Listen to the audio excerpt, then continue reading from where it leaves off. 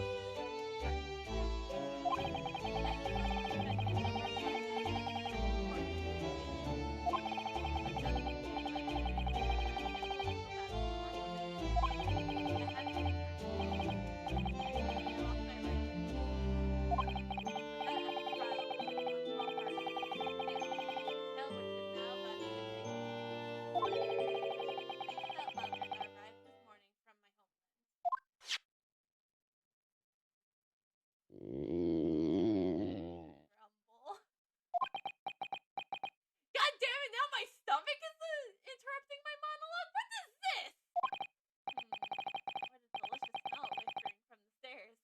Oh, what is Iris cooking? It must be nearly time for breakfast. I gotta get down to Mr. Sholmes this week. Say good morning to the great detective and his flatmates. But no time to, examine our office?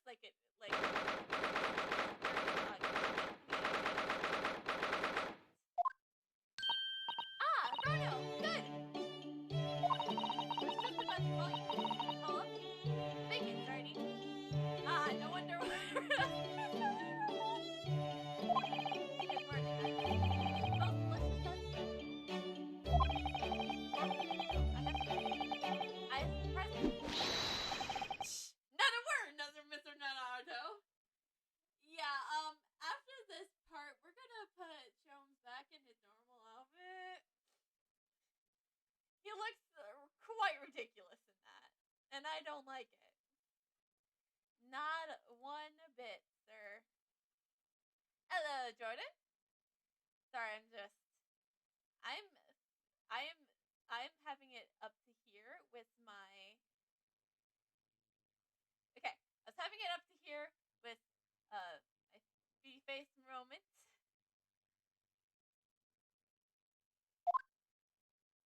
This could be just the exterior stick for my pre-breakfast nation repelling mental simulation, my dear fellow.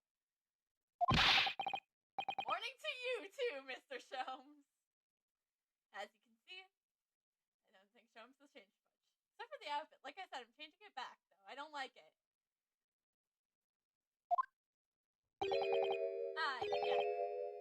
As I see. So that's it. Oh god, get a little personal there, Sholmes! The truth is clear to me as day. My faculties of observation have revealed it again. What are you talking about? You, Mr. Naruto, you have this very morning met with a surprise. No. Is it a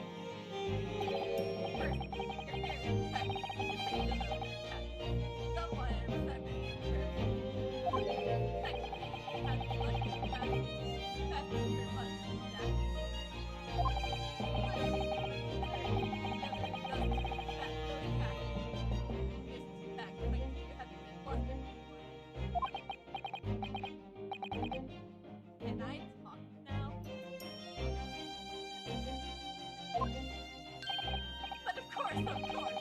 No, I do not look. I do not look for admiration.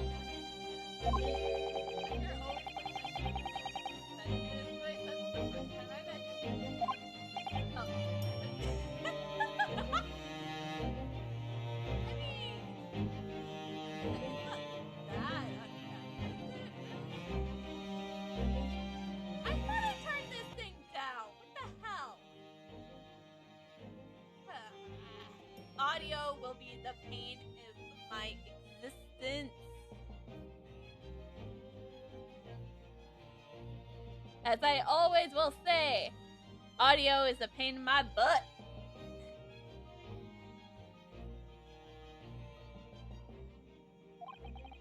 And the button was ripped off last night, if you remember.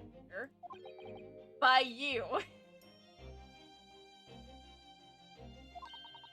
Hurley pulled your button off? What the fuck happened last night then?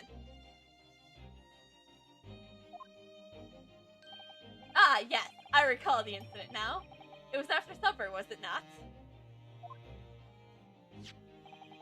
As the evening advanced, I picked up my violin and began playing the wailing notes of a haunting tune. But then, to my utter dismay, the third string snapped. Why did it have to happen? Why? I'm gonna turn myself down. It seemed to be playing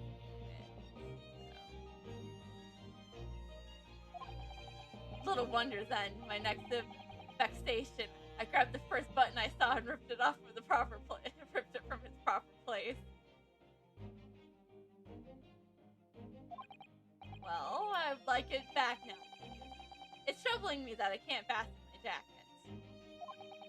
And it's troubling me that you expect me to know where it is. Somewhere thereabouts on the floor is the one that presumes. Helpful. Very helpful. What's the matter? What matters at the present time, my dear fellow, is simply whether or not my deduction was unerring. But Hurley, Rono says when he came in, said that when he came in, didn't he? I had a surprise this morning. Yep, indeed.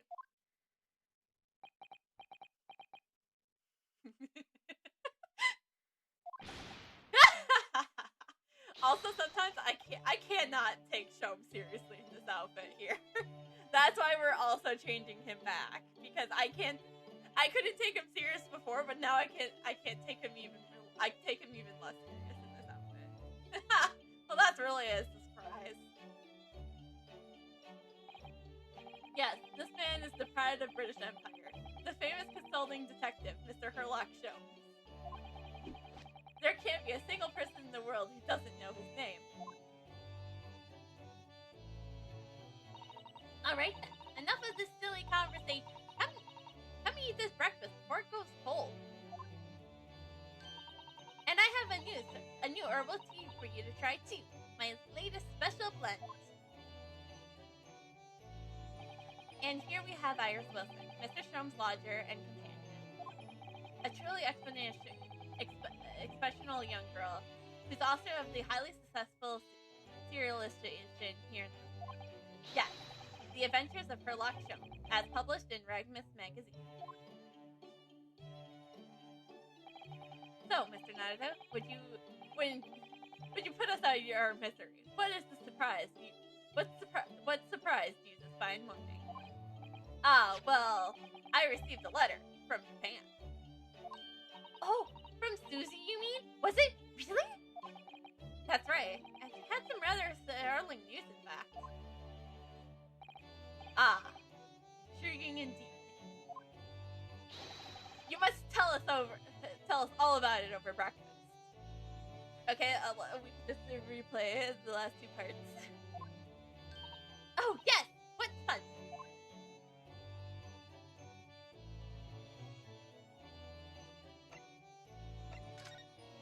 Wait! Sorry, it's tradition. Whenever we are in a new place, no matter how many times we've been in it, we must examine everything.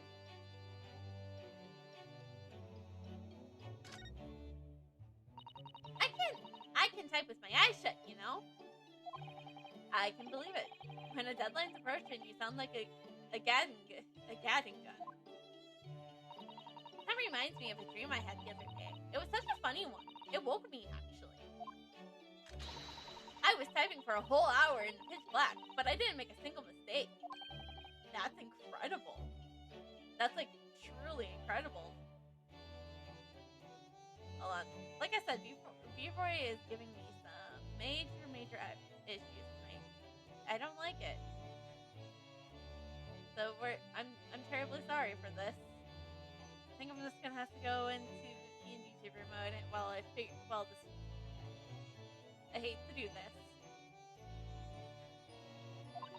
But then, when it got light, I found that there wasn't any paper in the machine. Oh, that sucks, Iris! And now I wonder if I actually been typing at all. I think you might have just fallen asleep on the job.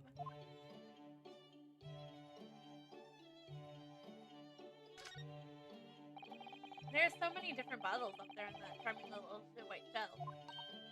Oh, do be careful, Rono. You mustn't try the contents of any of those bottles, even if you're hungry. I wouldn't do something stupid like that. I'm not a child, you know. I mean, Sato would beg to differ. Well, I wish I could say the same for Hurley. The other day, he polished.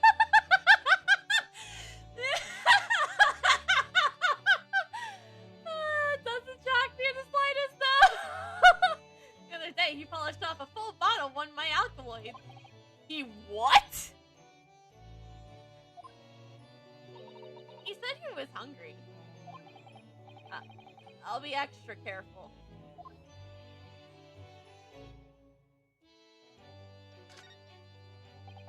I look forward to finding out what aroma your tea will have, Iris. Every single day. Ah, well, I infuse a different concoction of herbs from the garden every time, so it's never the same twice. When you call it a concoction, it sounds more like a science experience or something for tea time. Oh yes, that's because different blends can have very different properties. Some calm you down, some make you feel jolly, some give you energy. Today's particular blend is something quite special, so you're really in for a treat. That sounds ominous.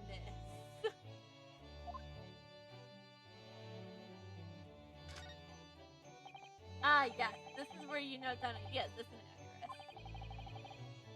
What's in the melting pot today? The blue carboon. Yes, it's from a cause of us that Harley solved ages ago. The stuff was a precious stone. A carnival is another name for a garnet, you see. Especially if it's cut with a rounded top. Oh, really? And this garnet was blue, wasn't it?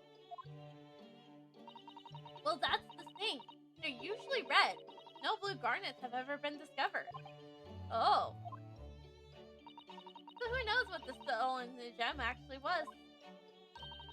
That's the real mystery of the case. A proper Herlock Sholmes conundrum, huh?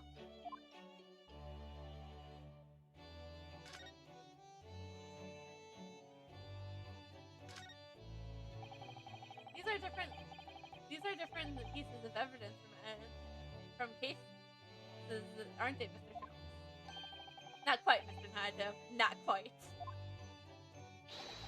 These trinkets are a selection of cases I solved with particular aplomb. They are souvenirs of my success. Memories, Mr. Nado. Memories. Really. So tell me about the cases in which the bust of the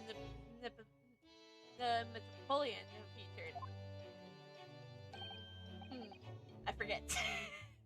Classic Sholmes. Memories, he says. Wonderful, Mr. Sholmes. Wonderful.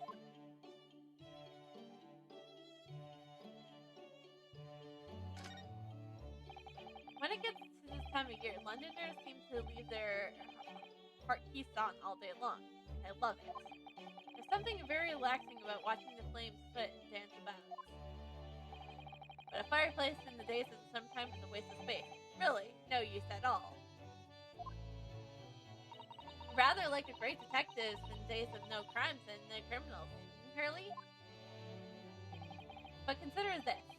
Instead of a fireplace, a frost plate. That's my latest idea. The Great Detective, everyone! The Great Detective. An extraordinary wealth from which a man made a cool breeze in the hot summer months. What do you think? I think if you invented such a thing, your name would go down in history.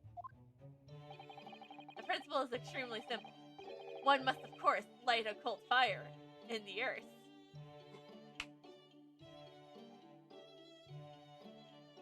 Mr. Sholmes, everyone! Mr. Sholmes! Yes, of course. Brilliant! We're saying this with absolute sarcasm. The trouble is, none of the fires I've built ever burn cold. How it taunts me. So as you British say, it's a bit of a damp whoop. That's British slang for something. I'm gonna make sure I know what that is.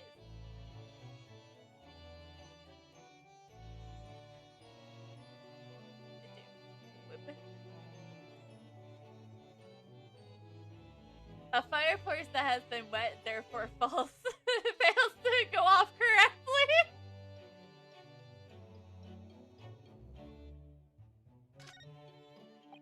Ah, yes, the huge metal chest with the lace on it has been used for a table for coffee and tea. Very sturdy, that's for sure, and firmly locked shut. That chest contains my father's detailed records of Hurley's many cases. Yes, so I have been led to believe, though personally I never actually seen it so. And that's the way it will stay. Those papers are secrets between Daddy and me. If you go opening it uninvited, you might find yourself being bitten. What? Is there a beast in there or something?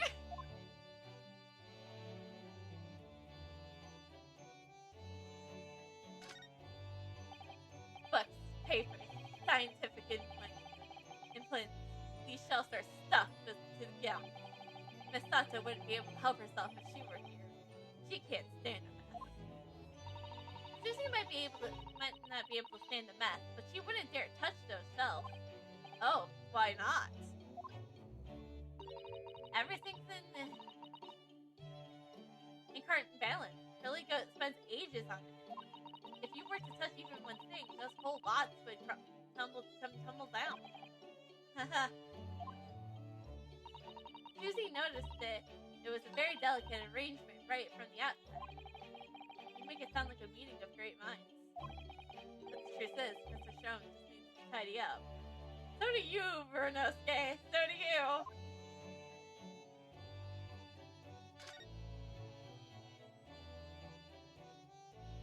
Of course it has to... Ah, yes, Mr. Sholmes' faithful music companion. Wasn't it just the violin that made by somebody famous?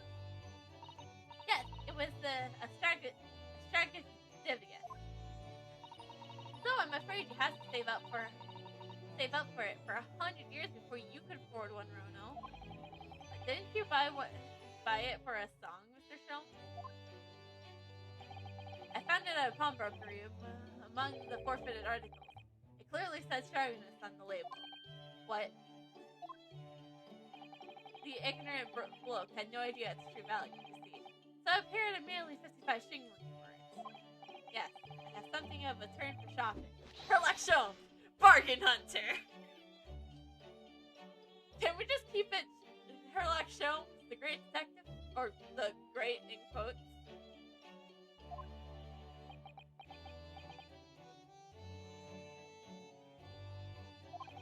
But is it really a Stragonus then? But of course, my dear fellow, it says so on the label. This is a prime quote of, just because you read it on the internet does not mean it means it's true. I think perhaps the ignorant bloker had something of a turning selling.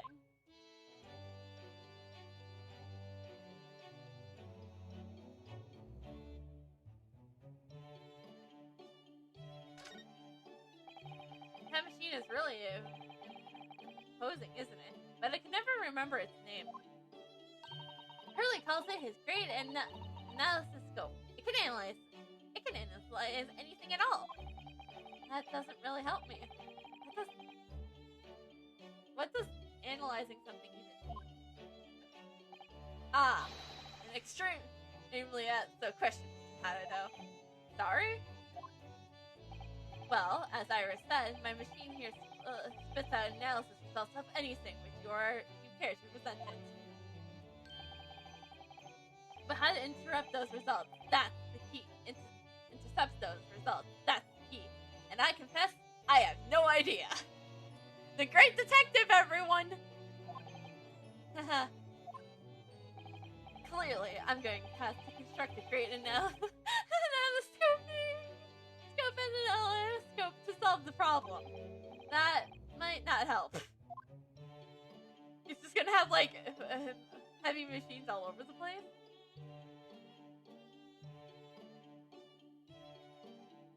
I think we examined everything.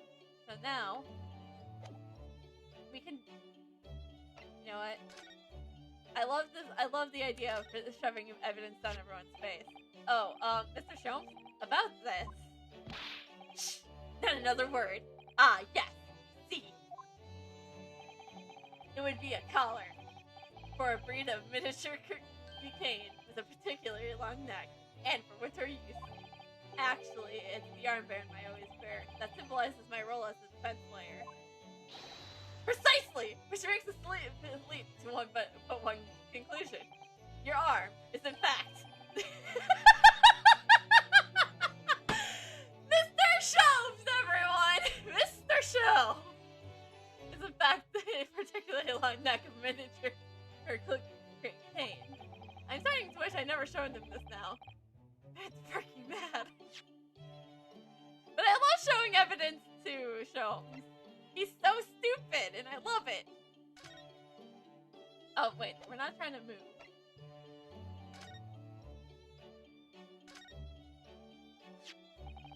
This is the letter that arrives from Japan this morning by international post. Oh, how lovely! Look! That's Susie's beautiful handwriting. I wish I could read it. Well, that's what you have me for, because I can speak Japanese. And how does your judicial assistant Faring make me ask? She's very well, thank you. In fact, according to what she's written, she's actually appeared as a lawyer at the Japanese Supreme Court and won a case. Ah, really? Oh, isn't she wonderful? A cut above your good self, my dear fellow. I've won cases too, you know. And apparently, Mr. Natsume appeared in that trial as a witness. No, I don't recall that name. Of course you do! We helped the man! Twice! Wait, twice? What was the second time we helped him?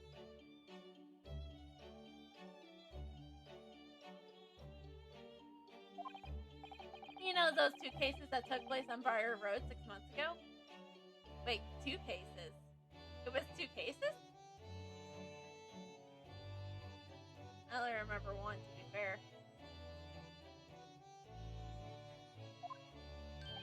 Ah! The mustache twitchy man with the somewhat feline eyes and the mustache. You didn't have 2 mustaches, Hurley. Yes, who could forget those 2 cases? They made a very deep impression on me. Although I must confess, the details are a little hazy now. They are to me as well, because apparently I only remember 1 case. A very deep impression they made on you. Clearly.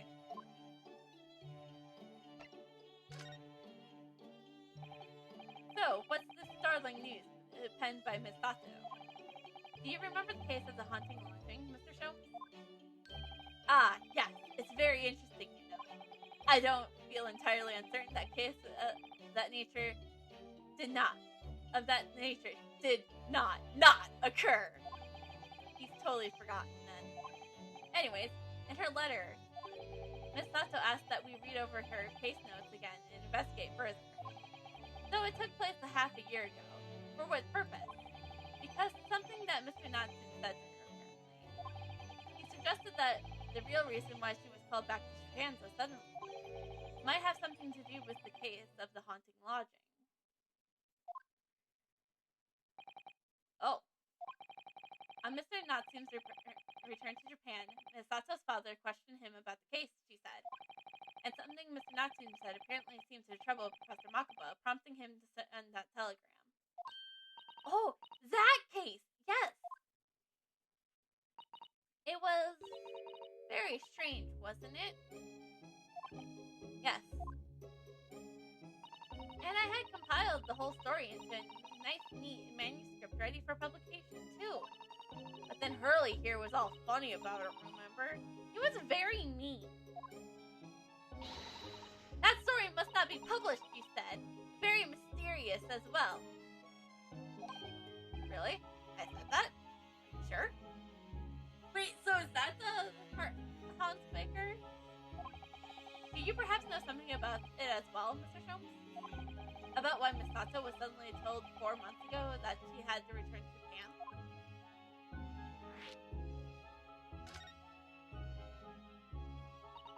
It's been 4 months now since we waved Susie off at Dover.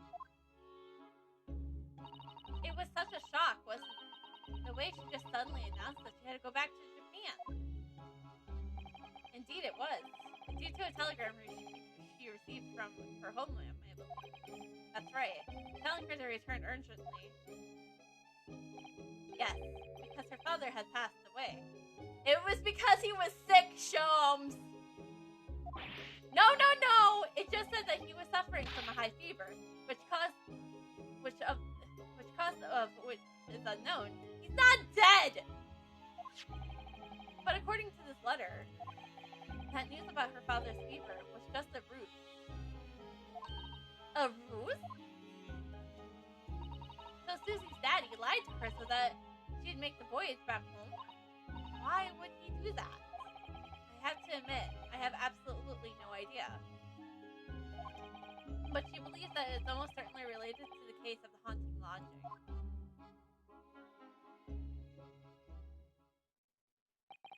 Summoning her back to Japan so suddenly like that. I wonder what Miss Sato's father is hiding. Early, do you know what this is all about?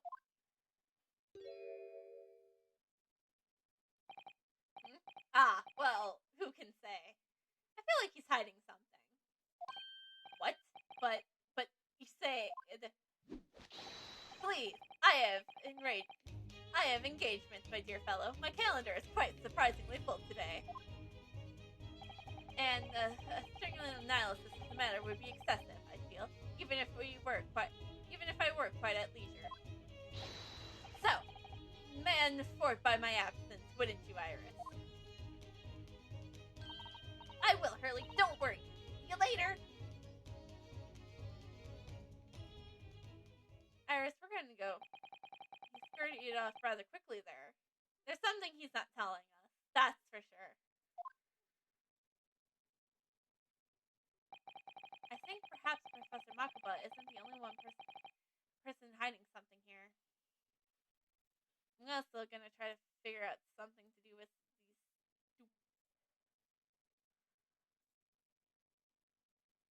I'm just going to... Hold on. I'm going to quickly disappear real quick.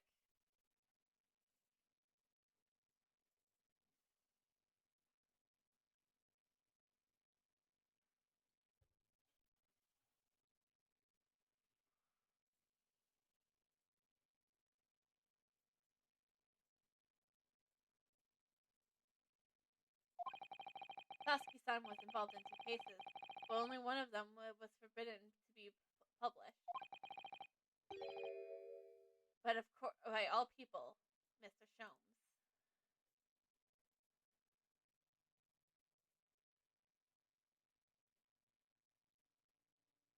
Okay, yeah, we're just gonna...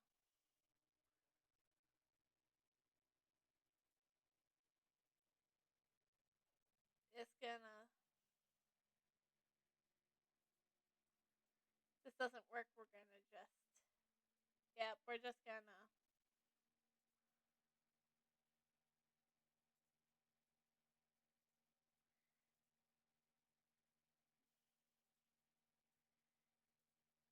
Gonna do this.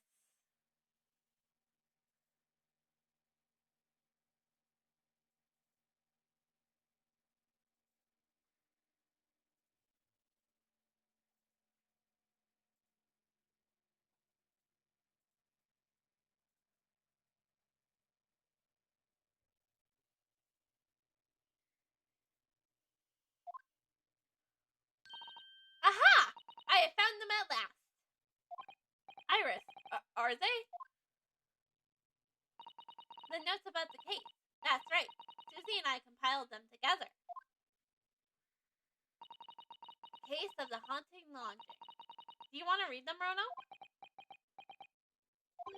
Absolutely. Thank you, Iris.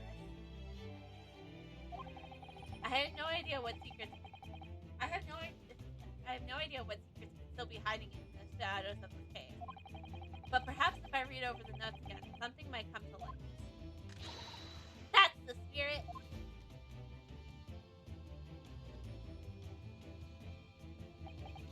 And so, Iris and I decided to read over the case notes again together. Everything from what happened to our investigation, and that fierce battle in court that followed.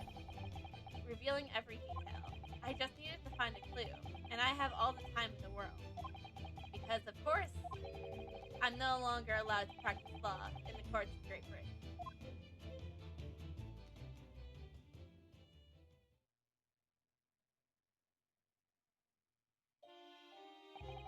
It was 6 months ago, a mysterious incident that unfolded on the wintry streets of London.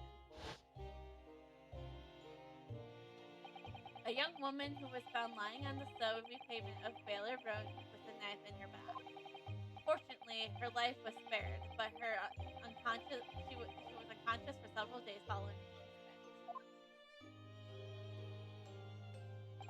incident. The fog was thick and nobody saw her attacker, but by a cruel twist of fate, a visiting Japanese student was walking behind her at the time and was duly arrested.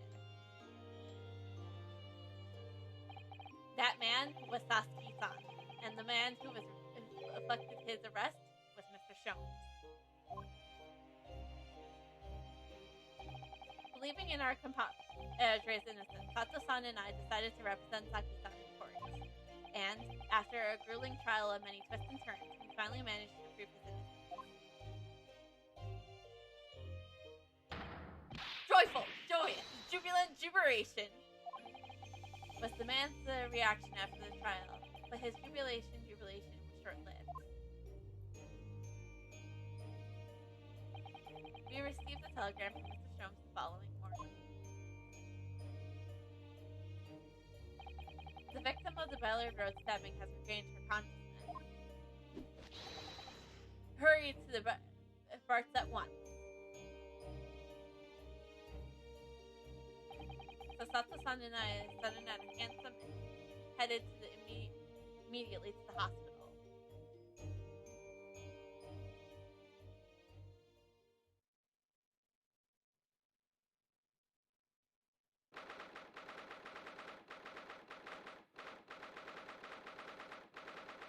Hospital recovery ward. There you are, at last! Good morning, Mr. Sholmes. I think not. Oh! You're late! What on earth took you so long?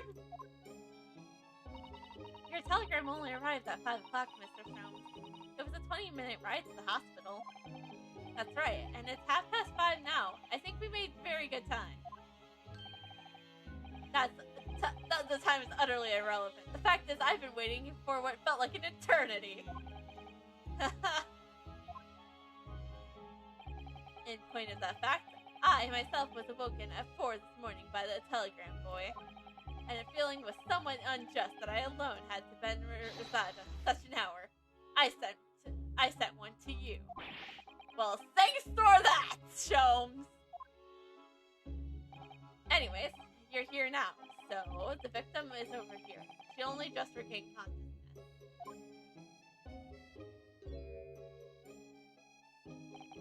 You should introduce yourself, and I shall observe from here. So that's the lady who was found on the snow-covered pavement with a knife in her back. Her name is... yes, here we are, Miss Green.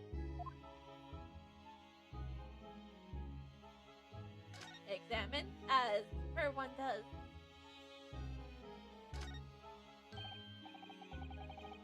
Look, there's a photograph in this frame here. Oh yes, it's a picture of a young gentleman. He looks to be about the same age as Miss Green, I would say. Perhaps the young woman's special someone, do you think? My, Mr. Naruto. I didn't know you had such a sensitive matter of the heart. Not in the least. I sincerely said the first thing I thought of.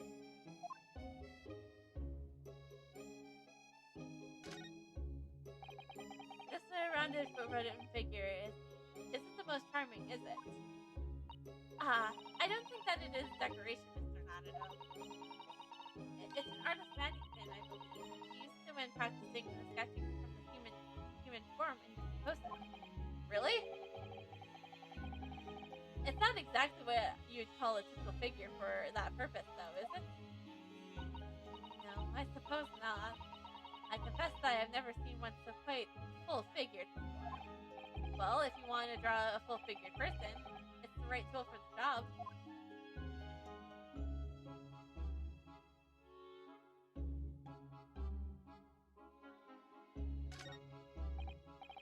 This looks like the patient's treatment notes. Let's see. Do not feed. Wow! What is this place? A zoo? You know, I seem to remember seeing almost an identical sign in our local park. For the pigeon, yes. This is a person. Poor woman. I hope she hasn't read this.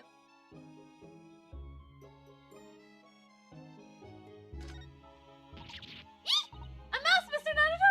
It's in our woman's house! Avert him in the hospital. That doesn't seem the best. But it looks like a very healthy specimen, doesn't it? It's very plump. I'm not sure we can say that it's down to excellence in this specialty, if that's what you're thinking.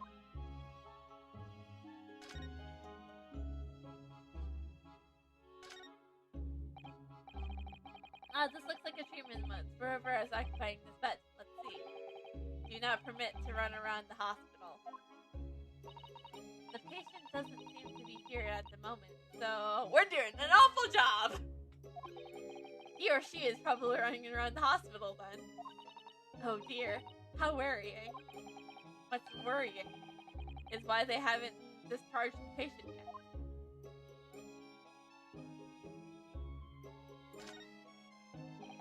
There is all sorts of medicines in the cabinet. Look, I'm not sure if it's safe leaving them in reach of everyone like this. Yes, you're right. I can imagine if you're peckish, you might want to try a whole bottle or two. Well, at least there's something to... at least there seems to be a... Hello there, Bella! There seems to be a little lock to secure the cabinet doors. I don't imagine that would stop you if you were hungry, or you might break the lock. Hunger doesn't turn me into a criminal, you know, Miss Sato. I'm doing good.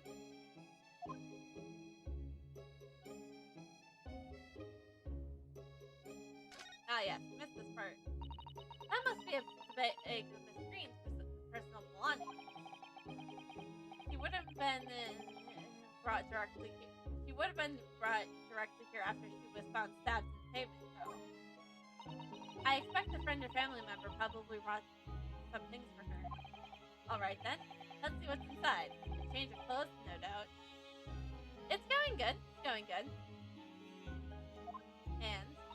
No, Mr. Naruto, you mustn't never scrutinize a young maiden's personal belongings. But the young maiden might have chocolate, or biscuits, or caramel.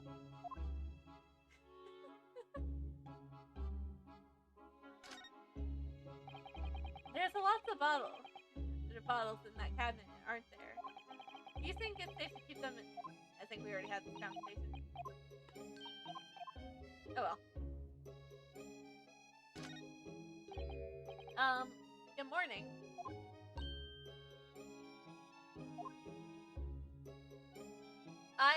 How often I stream? I try to stream like 2-3 times a week. Uh, I often have a schedule up on Twitter, so. Oh no, that but it your knife that. Are you the man who? No. I'm a lawyer. I typically play mostly, I typically play visual novels, but I do play I really enjoy like murder mystery visual novels, so I do tend to play a lot of those. I do tend to play some games, many games with friends. But right now I'm going really hard on Ace Attorney right now. So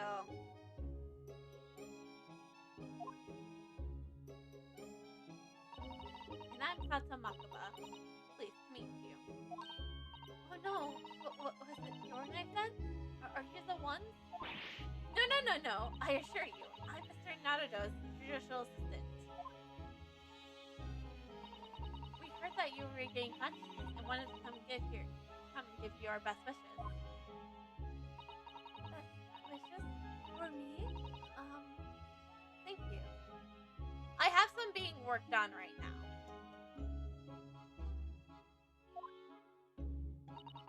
I'm Olive Green, an artist.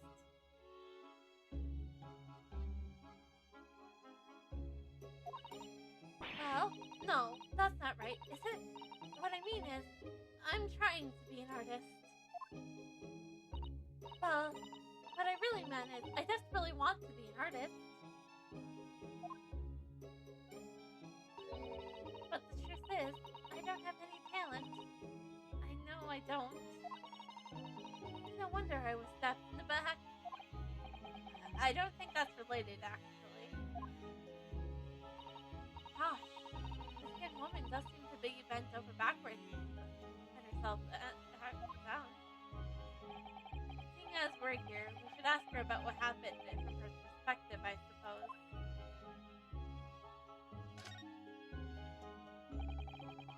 Now, to suddenly be struck in the back by a blade as you were walking along the pavement.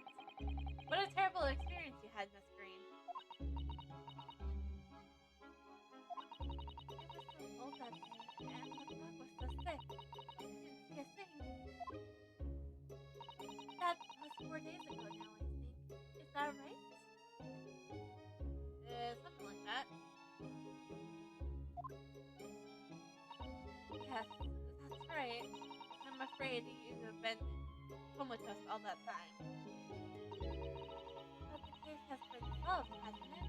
Well, I've been here in the hospital, I mean. Indeed it has, my dear madam. Spectacular, by none other than I, Sherlock Holmes. This is the moment where I would... no thank you. Holmes, this is the part where I hit you across the face because it was I, Ryunosuke Naruto, who solved it.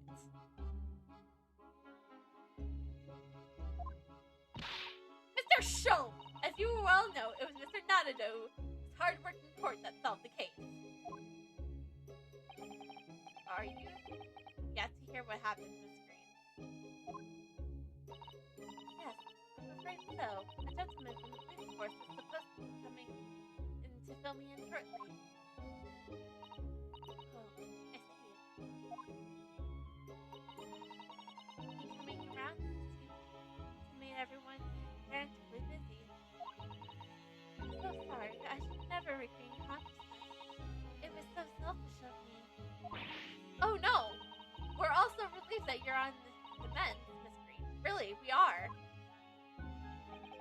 With that kind of attitude, maybe her surname should be Blue, not Green.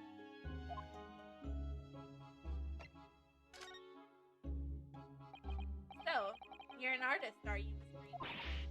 Oh no, I couldn't possibly claim that. I'm a fledgling artist at best.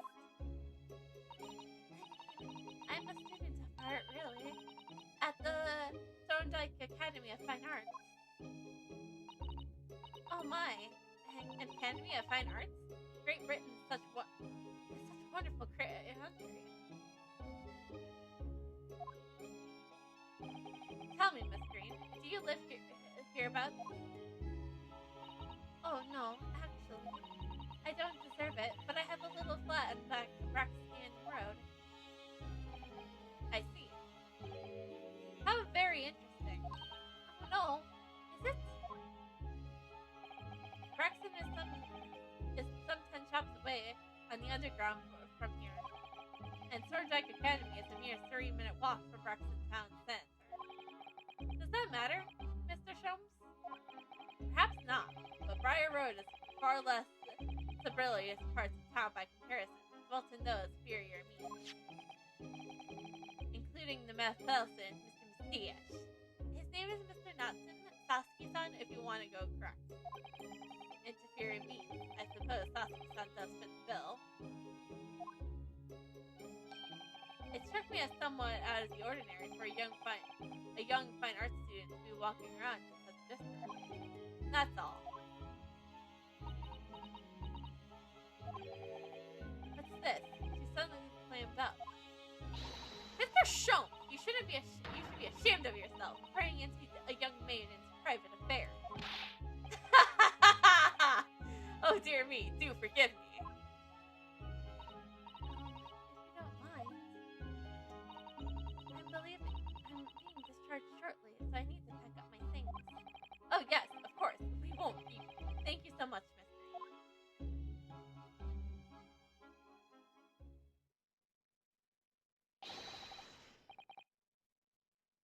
Is there a Mr. Narrowfelder here? Mr. Narrowfelder. Not a Felder now. Narrowfelder now. Well, if you're looking for Nadado, the lawyer, that's me, but... Mr. Narrowfelder, good. This is for you. A message from Mr. Sassy. Sassy, not back!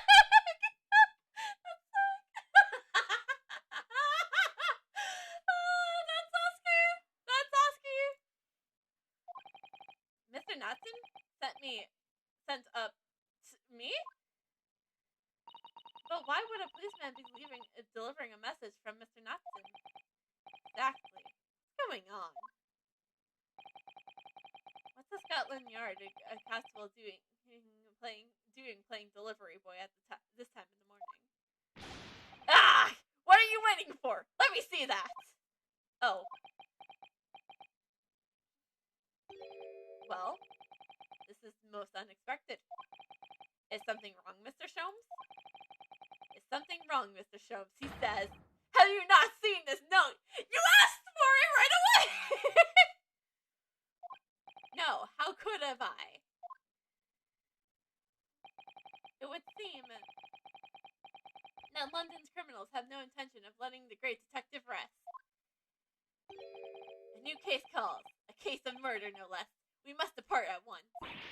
Murder? Call a cab. Time is of the essence.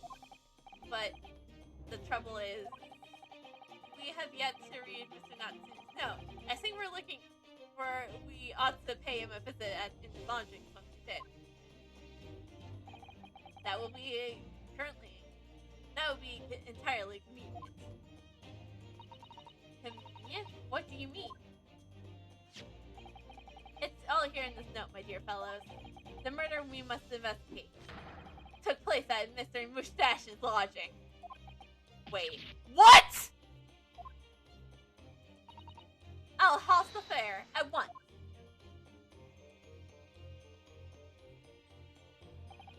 It was only yesterday that Sasuke-san was in court, and we're dispelling the doubts of it as innocent. And now, the very next day, there was a murder at the man's own address? He may very well be the unluckiest man alive. Or it seemed to us at the time, but we were soon to discover that it was worse than we thought.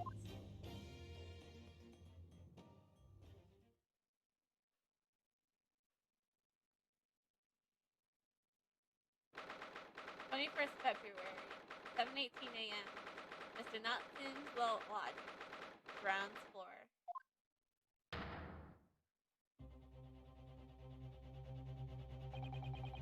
What on earth? Oh my! The gentleman's deceased without question. He's dead. The Locum student Adado Esquire. Mr. Natsim. Oh, why? Why is this happening? Why to me? I only just got out of court yesterday! I was finally home after 2 days of misery! And then I wake up to the next day to this! No early bird could catch a worm like this! Woeful worm without wiggle! I see you're in high spirits again this morning, Mr. Mustache. Ah! That's a horrible Herlock show! Shoot! Shove! Off! Show yourself the door! I never invited you! Mr. Sholmes came here with us. I'm quite sure he'll be able to help you, Mr. Knudsen. I'm entirely at your disposal, Mr. Mustache. What can I do for you? Okay, let me ask. Saskia, what can we do for you? Tisk, here they are already. The busybodies. Ah, Inspector Gregson. What a pleasant surprise. Pleasant, isn't it? Gives me heartburn every time I see your face at a crime scene, Sholmes. Haha! I deduce, Inspector, that your heartburn is a result of your excessive consumption of fried food. Oh, good morning, Inspector. This is a crime scene. Don't you go touching anything. Or good morning to you too, sunshine.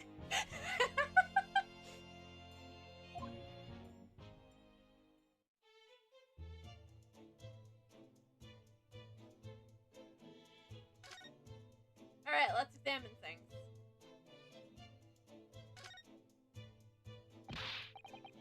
Oi, I said hands off. You're gonna mess up my crime scene. Oh, no, I just wanted to look, that's all. No chance. I know you're mine. You'll mess it up just by looking at it. Ugh, someone's in a bad mood. There certainly is some bad air in here, isn't there?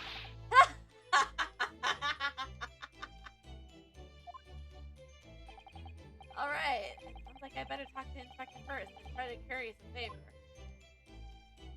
Or we could do what any good person would do. Sholmes, you better run home and grab the iris real quick, right?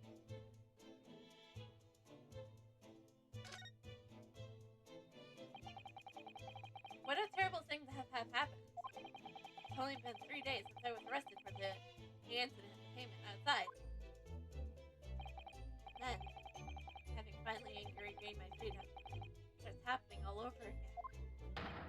Endless existence of extraordinary experiences! Maybe this is what the Rebirth Bailey meant for you. So, the victim lives here on the ground floor, and your room is just 1 story up, isn't it? Yes, that's right. In a way, we're neighbors, I suppose. Did you know the victim? Were you friends?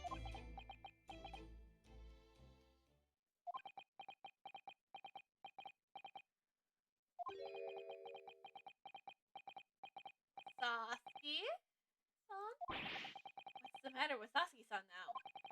It was just an innocent question. An innocent enough question, wasn't it? Why does he seem so shaken by it? Well, I suppose he wasn't a complete stranger. But he did invite me to his room. Never! On my honor, I swear it! What an extreme reaction. You're probably wishing you never asked now, aren't you, Mr. Nadado? When we found him here, I felt wretched. That's why I sent word asking you to come. Throw that inspector over there! So you're gonna arrest him. I'm gonna be his lawyer. Alright,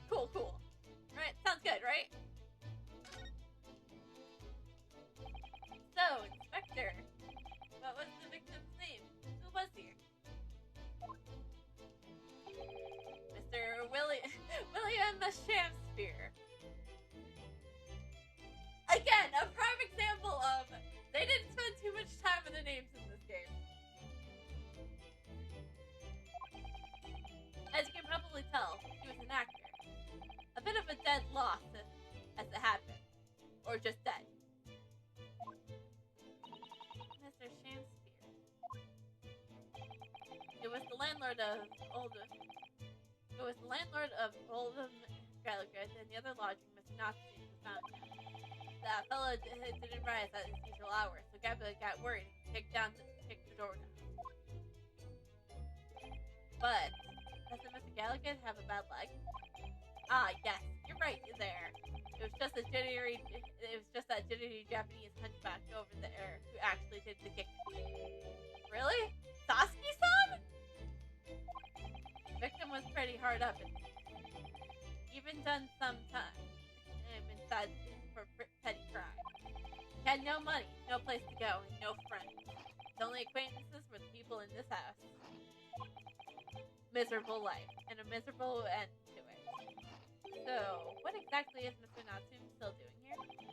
He's not involved in the investigation, so shouldn't you have sent him on his way from the crime scene?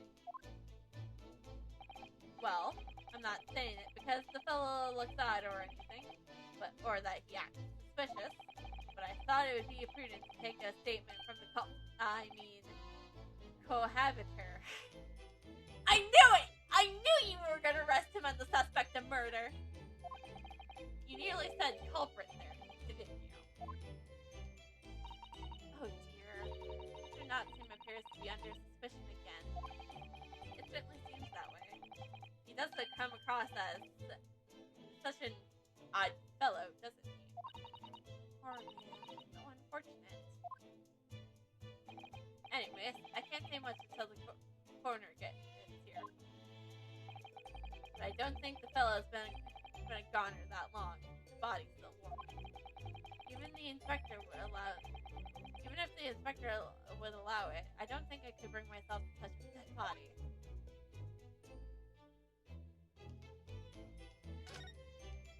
What you doing there, Mr. Shaw? What you doing there, Mr. Sholmes? It's my favorite part of Mr. Sholmes. It's just he randomly appears in the silliest position. Mr.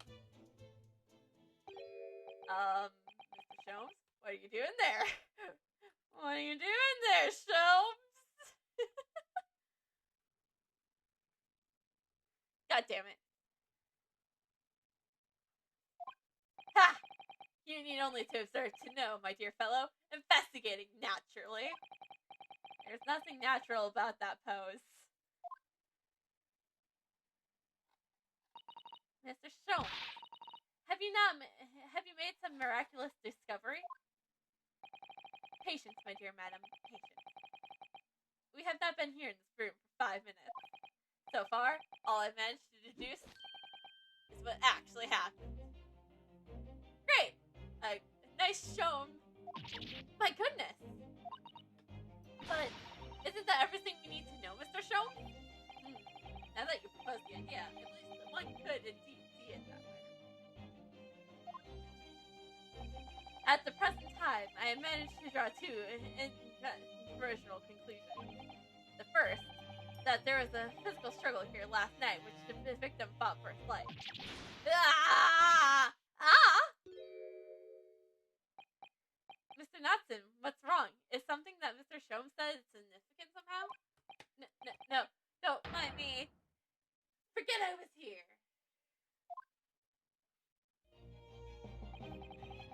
And my second conclusion is that there was a poison lingering in the air here last night that passed the victim's lips. Nonsense! Ah!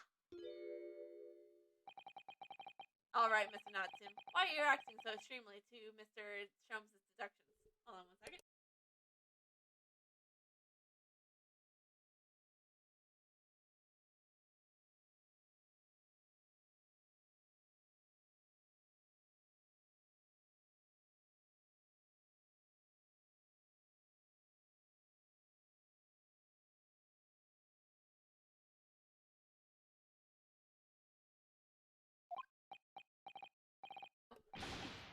pretend I'm not here. Well, then stop acting like you're not. Invisible! Affair! Indestructible! Insignificant. Impossible to ignore. You must tell us everything, Mr. Jones. Spare no detail. But of course, let's get that theatrical tragedy before us. Be unveiled by my great deduction, presented for you for you pleasure to act. We've heard something truly astounding, great deductions from Mr. Trump's past. No doubt this will be no exception.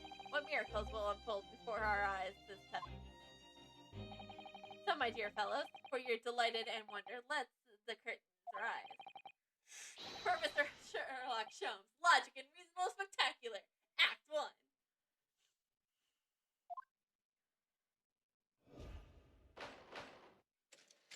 The game is quick. Cause of death.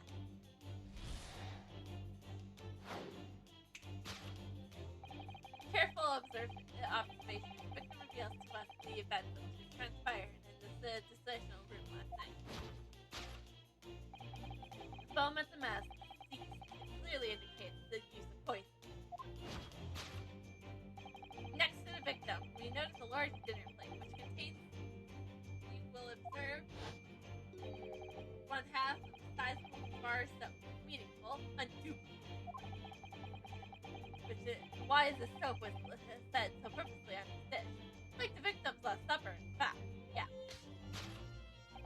Could it be that the man was about to eat it? Of course, the fork reveals the answer. It appears that the young man's appetite was his undoing. Taking up arms in the form of his cutlery, the victim engaged in a deadly battle for his life. Yet the struggle against his hunger was in vain. For the end, he couldn't resist devouring the slippery feast. But London's foul soap is mentioned by foul poison. Yes, the victim's last chance to life was claimed by poison that contained of the contents of his plate. The soap and the lather about the young man's mouth are too perfectly matched to ignore. The cause of death is clear. Intoxication due to excessive ingestion of foul soap.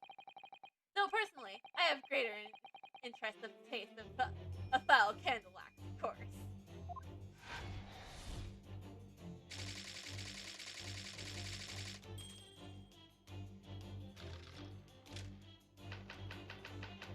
Suicide or murder? The cause of death identified. We proceed to Act 2, where we ponder the next question. Was this suicide or murder?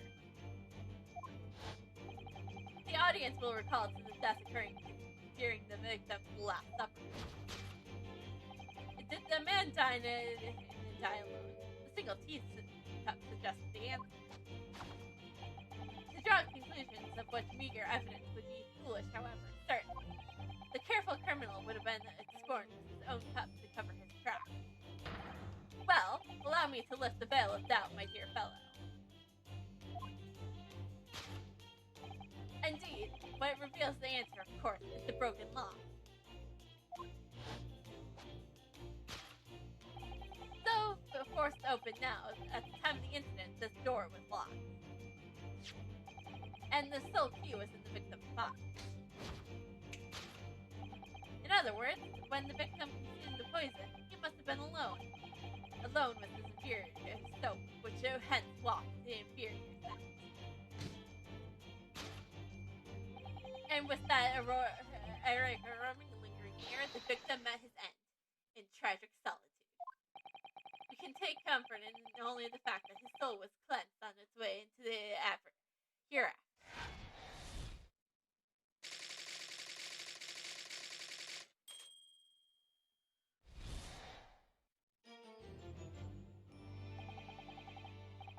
Thus concludes the final act of Sherlock Holmes' Great Deduction.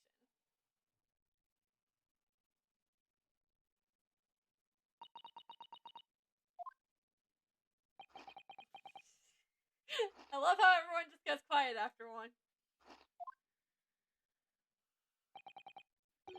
There's just one thing, Mr. Jones. Just one, Renosuke? You're disposed to identify just one thing, aren't you, Mr. Naruto? Pray. What concerns you? Well, no matter how hungry he was, do you really think the man would have eaten soap? It's quite apparent that this man has barely a penny to his name.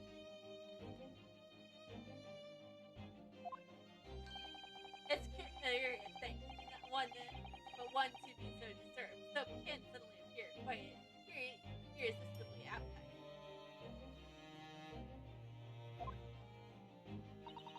How extraordinary!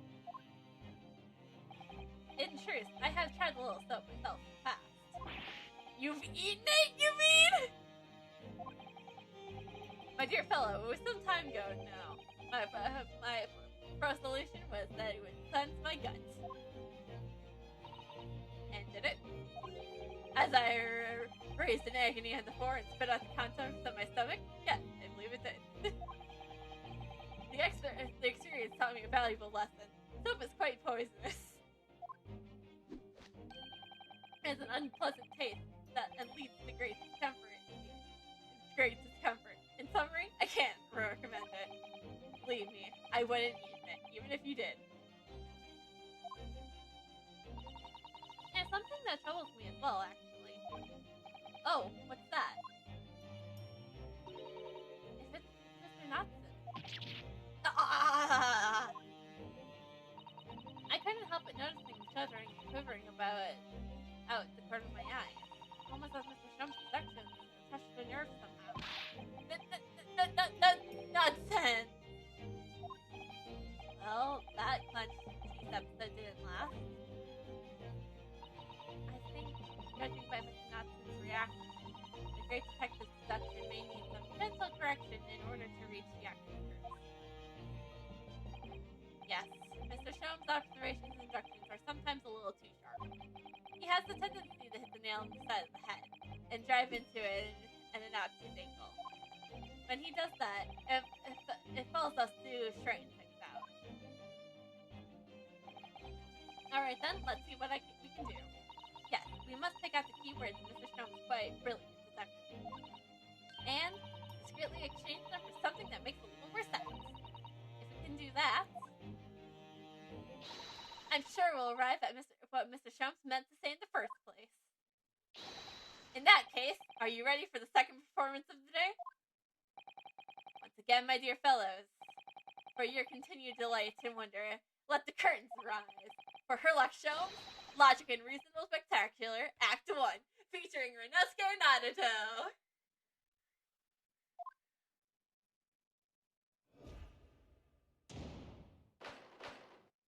Hold it, Mr. Sholmes.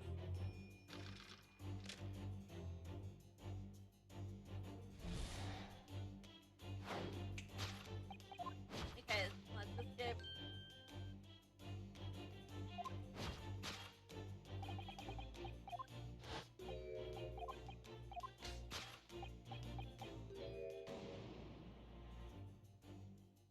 Well, you can't deny that the fork implies that the man was eating something. Or about to eat something. Yes, that's true. If I were to decide to eat some soap, I should prefer to use a fork than to attempt to use chopsticks. And of course, only half the bar of the soap is left on the plate. But might there be some other explanation? Something material that proves whether or not the man was ready to eat some soap?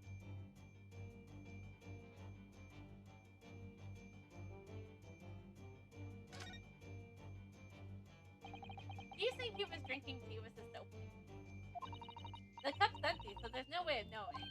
Ah, how about this for an idea? Perhaps the cup was full of water, and he was dissolving the soap in it so he could gulp as much down as possible?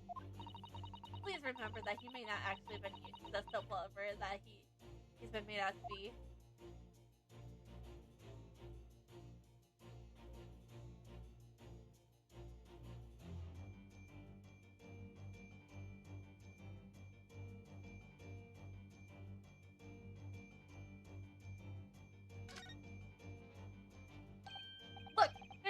soap on the floor here. Mr. Shamsi must have really loved this stuff. Let's not jump to the conclusions, Mr. Naruto. Look closely at the soap. Do you see that it would fit together perfectly with the other half of the bar table? What the? How can that be? I think that they are two halves of the same bar that broke apart.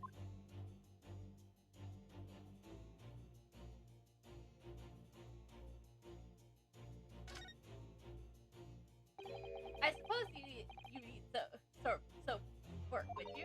I don't think it's a question for anyone. You shouldn't eat soap full stop. But then why? Why does the man have a fork in his hand? Oh dear, I understand your frustration, Mr. Naruto, but please don't take that on me. The point is, if we decide the man used this fork to eat soap, we wouldn't be changing Mr. Shrum's deduction.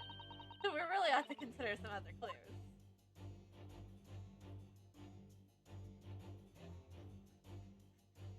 Take that! Yeah. Looks so dapper and I love it. By the way, yeah, we are never changing Renosuke's outfit. Renosuke stays in this outfit. I just noticed the mouse on his it's so adorable. Could it be that man was about to eat it? Of course, the other piece of soap reveals the answer. Being the other half of the soap on the table. In short, the victim was not eating the soap at all. But it's obvious, really. No depth of hunger could drive any man to attempt soap. Even I, with unquenchable thirst for particular knowledge, only took a single bite. But that begs the question, how was the man poisoned? Because there's no sign of any food on the table. An excellent observation, Mr. Naruto. One that furnishes us with the answers we seek. For laundering, foul soap has been served with foul poison. Yes, the victim's life is claimed by poison that taints the contents of the plate. Mr. Sholmes is still pushing the soap argument. He really is. Really, truly. I'm an idiot. Perhaps he's suggesting that the man licked the soap rather than eat it. If soap in London is that poisonous, I don't think I would be washing my hands with it. There are no signs of any food in this room at all. Of course, food isn't the only thing that passes people's lips, is it?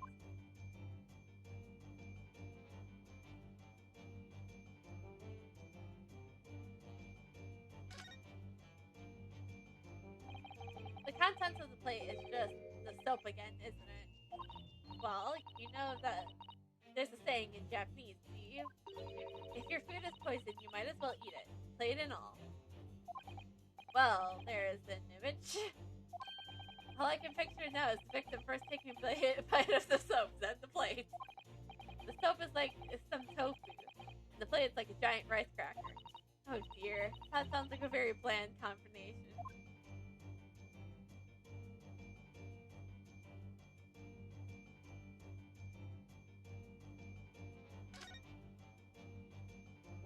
Yes, a Western vessel for serving an infusion of dry tea leaves. It's a teacup, Mr. Naruto. As you well know, stop putting on air. And it's empty. Ah, so we already established that the victim wasn't eating soap when he died. However, there's significant evidence to suggest that he was drinking tea. My thoughts exactly. Yes, we can examine the fork. If the victim didn't eat soap, then what did he eat? Yes, that's our real mystery, isn't it? Ah, I got it. He wasn't interested in eating soap at all. It was the fork he wanted to satisfy his hunger with. Mr. Naruto? I really don't think it's helpful to continue with this line of reasoning and that the gentleman had peculiar taste. Tata-sen has such a gentle way with words. I know when I've been told off.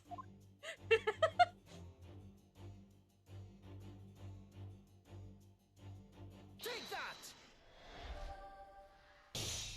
Nailed it. Yes, the victim's life was claimed by poison that tainted the teacup. Indeed, cups have been vessels of choice practicing poisoners over centuries. And it would appear that this victim drank every last drop. There's no sign of food anywhere in this room. Which leads us to the immutable conclusion. The cause of death is clearly intoxication due to the ingestion of poison contained in the teacup.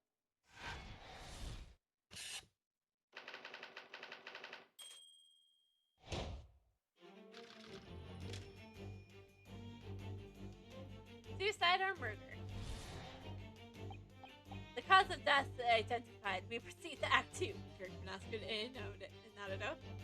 where we ponder the next question. Was this suicide or murder? The audience will recall that the death occurred during the victim's last supper. Did the man die alone? The single teacup suggests the answer. Ah, the Western vessel for infused hot drinks again. You can just call it a teacup for Nosuke!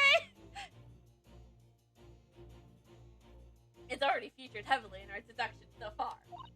Yes, we can imagine that shortly before his death, Mr. Shamshir was having a drink of tea. There would be nothing remarkable about that. But what troubles me is that Mr. Natsu's reaction when he heard Mr. Shamshir suggest it. There was more to this deduction than it seemed. We must closely examine the scene of the Greek event for more clues.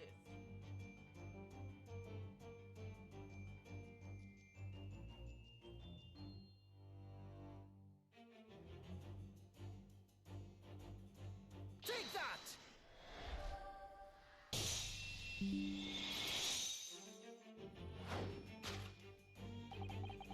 Did the man die and die alone? This other teacup suggests the answer. Yes, there were 2 teacups in the room all along. Ah!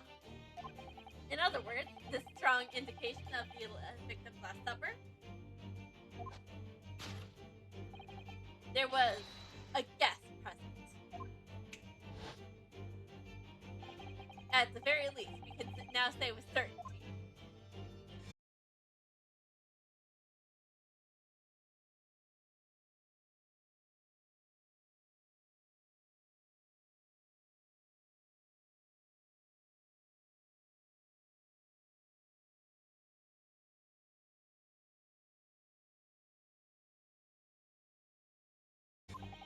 Which, in my case, more what we can deduce about this possible guest at the table.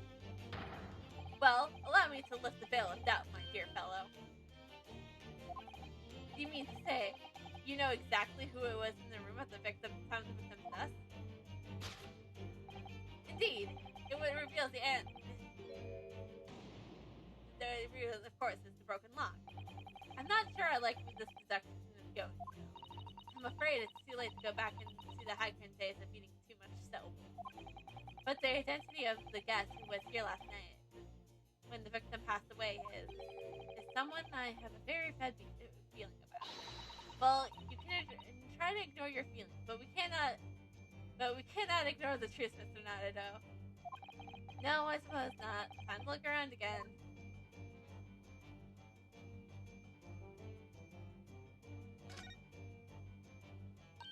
Oh dear, the latch is most definitely broken, isn't it?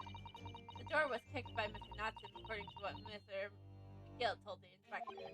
Who knows, in his short thin little legs, so much strength in them.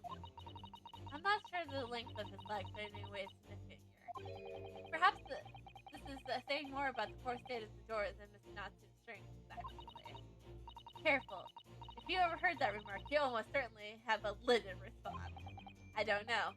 Can this broken lock really tell us anything about who was here?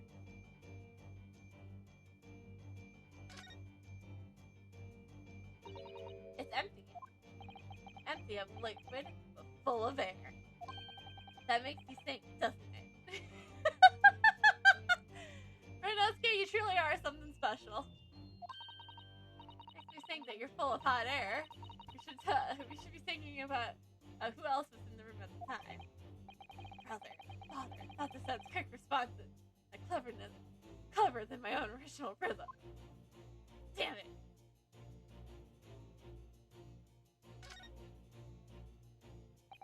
At first glance, it seems that the only thing in this room are makeshift stage and the costume.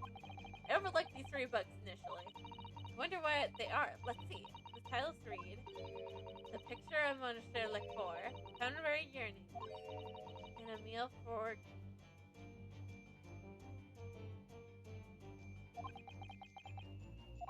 Wait, I'm sure I heard those titles before. It could just be an incredible coincidence, but they are exactly the same 3 books that Mr. Nathan purchased the other day. What? Yes, on the 3 days on the fortunate accident when Miss Green was stabbed. So Sasuke-san has been to a bookshop and brought them, right? And now those 3 titles are here in the room of the victim? Yeah, Mr. Nathan claims he's never been here before.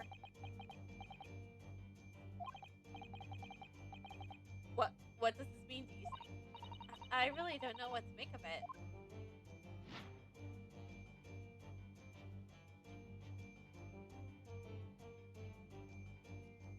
Is there anything else to, like...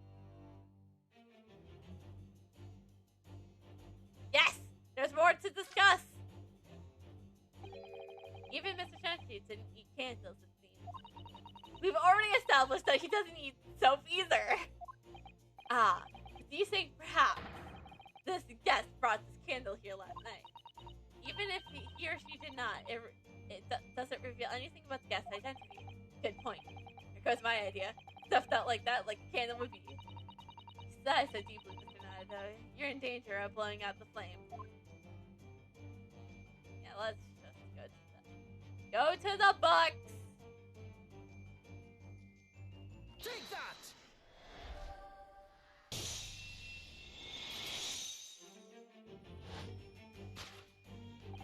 Indeed, what reveals is the answer, of course, is the pile of the familiar books. It's quite so. No mere coincidence that these 3 titles are here in this room. That's the link to the truth. Ah! Mr. Natsim, you purchased these books 4 days ago at a second-hand shop. That's a coincidence. In that case, you will be able to bring the same 3 titles from your own room, will you not? This very moment.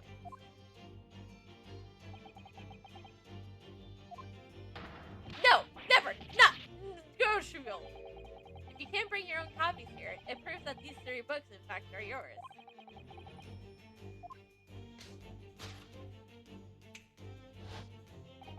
Having purchased the books 4 days ago and returned to your lodging, you were arrested the very next day. So you couldn't conveniently brought the books here that evening, but you never mentioned that. In other words, you could have only brought these 3 books here to the victim's room.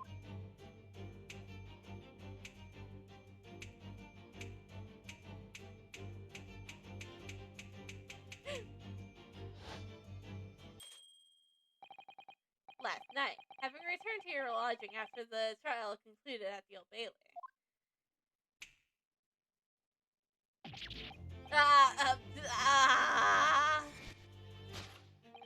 In short, there is only one possible conclusion. The victim died here in the room last night as a result of poisoning. And the same night, the victim has a visitor. And that visitor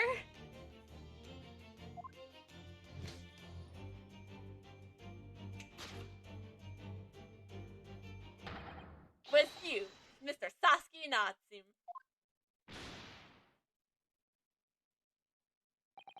Thus concludes the final act of Sherlock Sholmes' great deduction featuring Renosuke Naruto. I do that every time we do a deduction correction.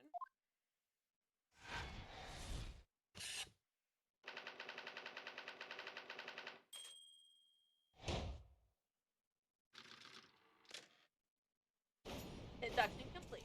Elementary.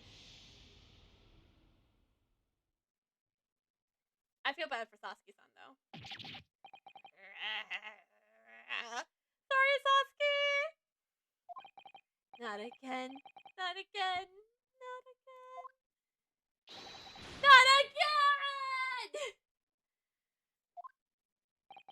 Well then, Mr. Natsu.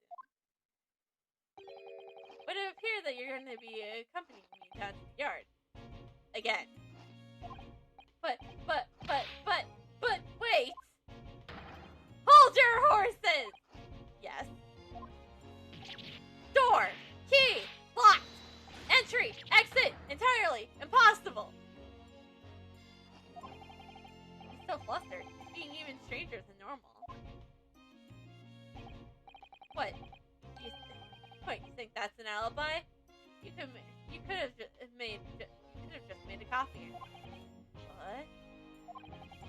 You live in the same building after all. You've had plenty of opportunity, sure.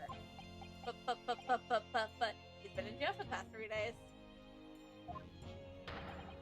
Misery me! Sorry, sir. You'll get your chance to get your side of the story later. Facts speak for themselves, Mr. Mustache. You horrible Herlock Sholmes. He really has found himself an arch-rival now, hasn't he? Come on now, no diddly-dally. Outside, there's carriage waiting. Lacombe Soda! Student Naruto Esquire. I never imagined I'd be in this position again, but... You have to help me! Please! I'm innocent! Alright, I understand. We'll come to your cell later and talk about it. And one more thing. Oh, yes? My poor little kitty cat. Please give him this breakfast for me! And so, his evil curse still apparently unbroken. Sasuke-san found himself once again the prime suspect in a case of murder. Thanks to the incriminating deduction of the great detective. My dear fellow, thus honor belongs to you. God fucking damn it, I want to leave this on you, show.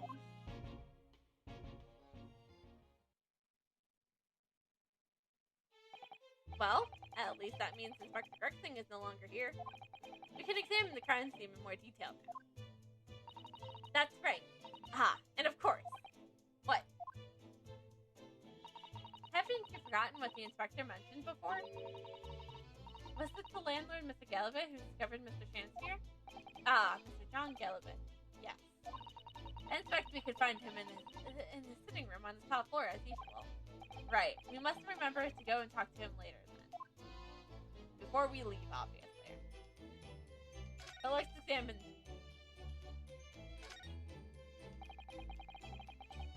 Look at these extravagant bright costumes. Somehow they look out of place in this room with its grim, shady goings on. This one looks like a king's attire. A king? I've always dreamt of being a king.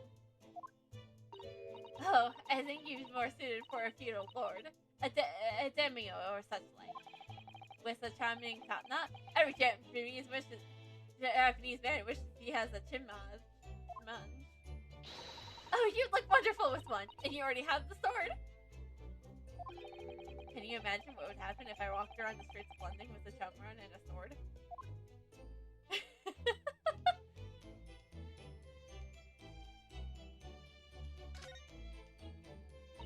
There's not much to sell, is there? Just this wine glass and this bottle. And both of them are craft. Yes, not much use are there.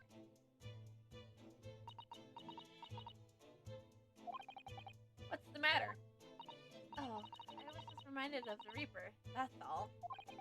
Prosecutor Lord Vanti. Yes, he's so reckless with his wine glasses. I was thinking, that's a waste, and he should donate them to the needy. You can suggest it next time we meet.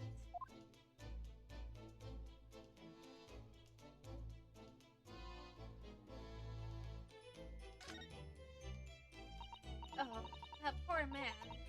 So young to die. Do you suppose it was a very painful death, being poisoned as he was? I don't know.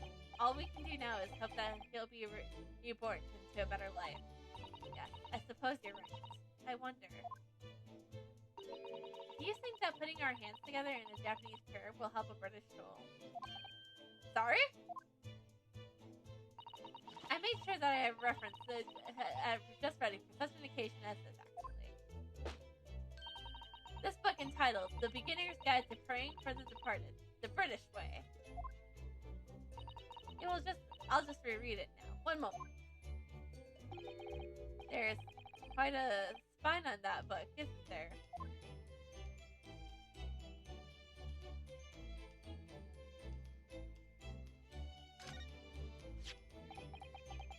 And here we have another disproportionately large machine. This looks like a meter of some kind. Ah, this is a gas meter, I think. It seems that in this district, residents pay for the gas they use once use as coins. Ah, I see. Yes, now that you pointed it out, I can see that there's a slot just here that looks like it would take a coin. So you mean if you put a coin in here? That's right. It would buy you about 2 hours of gas for lights and heating. So if you were a poor person with no money, you'd have to sleep in the freezing cold?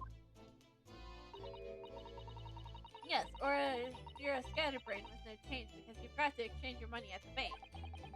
Thank goodness that there's no meters in our office. Speaking of our office, we have to go back to our office because I need to examine it as per tradition.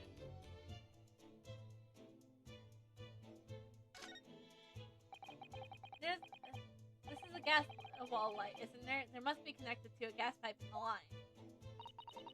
Gas lights, a gas stove, a London's really city of gas. But now that I think of it, Mr. and Mr. Gale had an open fire on the top floor, didn't they? Oh yeah, now that you're right, I don't recall seeing a gas stove up there. Well, I much prefer a real fire anyways. So much cozier.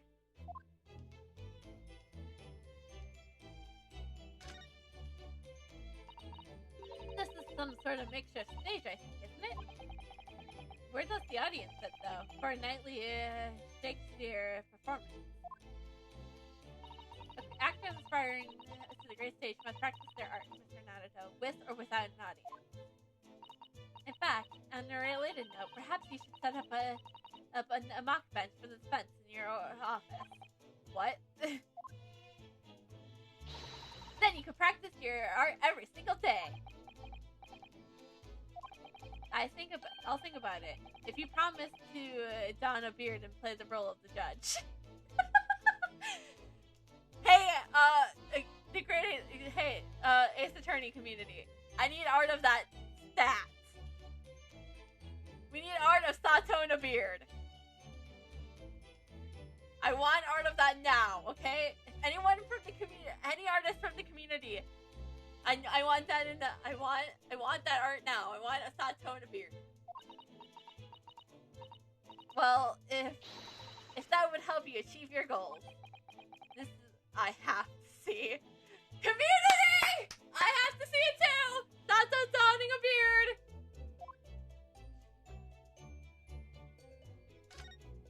By the way, speaking of the office, let's head back to it.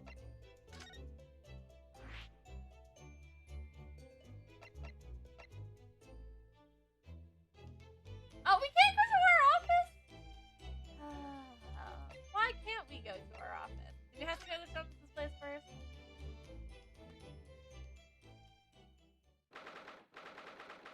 September. Jones is sweet. No, I don't want to examine. We already examined this. No. Damn it!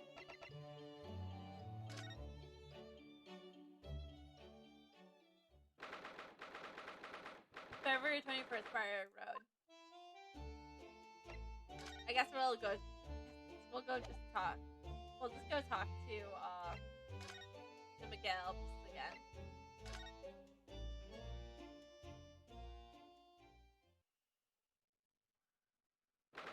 February. The Gab room. Here we are again. The eccentric landlord's eccentric top floor abode. We're here because Mr. Galba is the one who discovered the incident this morning. Don't forget. Ah, you chaps, eh? Yes, good morning, sir. thank you for your cooperation in court yesterday. It was quite a trial. As much for Mr. Miguel as anyone, really. Came straight back here after all that business at the Bailey yesterday. Didn't expect to wake up to the morning bawling nonsense of this morning. I wonder if you wouldn't mind telling us exactly what happened, Mr. McGill. Yes, I suppose you would like to know about all that. That dead loss of an actor trapped in the floor ground room. Those were exactly Inspector Gregson's words, weren't they? You don't need to stand up for us, Mr. McGill.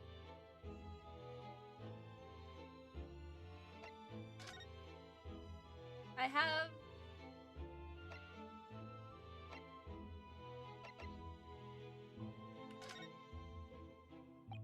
Mr. McGill, can I show you this? Been quite a couple days, as you can imagine. I'm afraid I'd rather retire. Haven't really got the energy to kneel eyeballs, to be honest with you. Some other time then.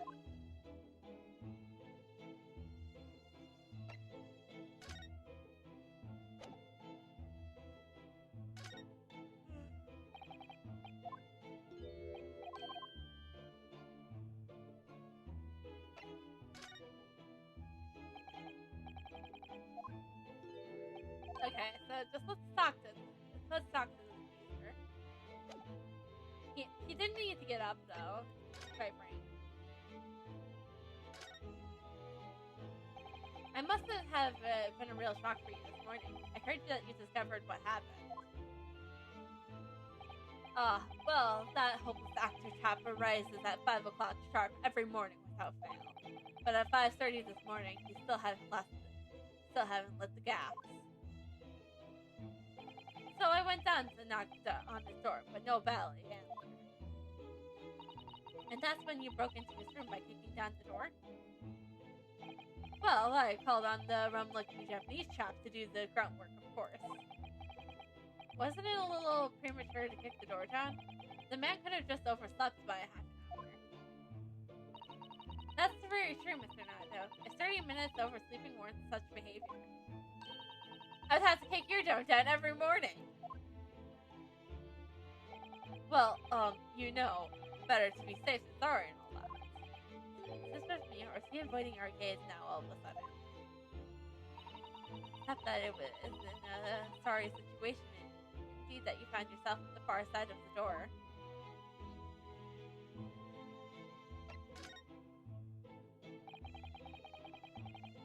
The victim's name was Mr. Shamsphere, I believe. Is that right? Yes, William Shamsphere took the ground floor room 3 months ago. And how would you describe him? Anyway. The Strut? Strudel? Well, let's face it. The only redeeming feature of that room is the cheap rent.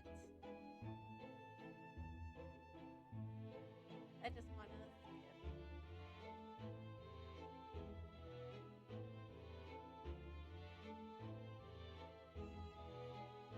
Okay, yeah.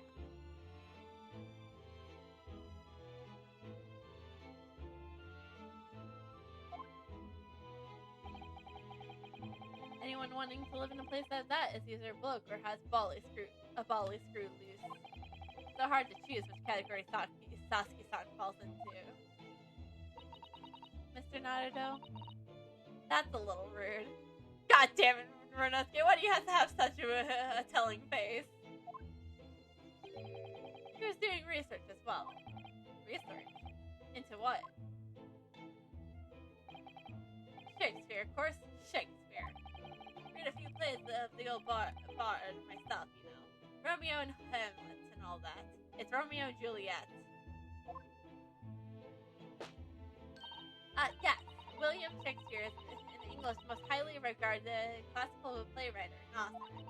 He's known as Theo in Japanese, as you know, and many of his works have already been translated. It seems incredible that Shakespeare was shortened to Theo, though. Someone who was too heavy-handed here. There's a lot of costumes in the victim's room, actually, weren't course, Mr. Natsume has a scholar of English literature as well. I imagine he and Mr. Chancellor would have much in common. Shakespeare interpretation disagreement leads to a shocking murder. Let's hope that's not it. Mr. Natsume! Really? How rude!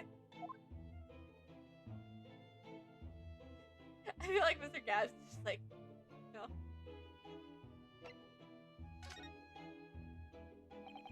After Mrs. Nelson's trial yesterday, you came straight back here, didn't you? Did you notice anything strange between this and this morning? Well, now, it must have been 6 in the evening by the time I got home. Snow was coming down rather heavily, I remember. It was completely dark already.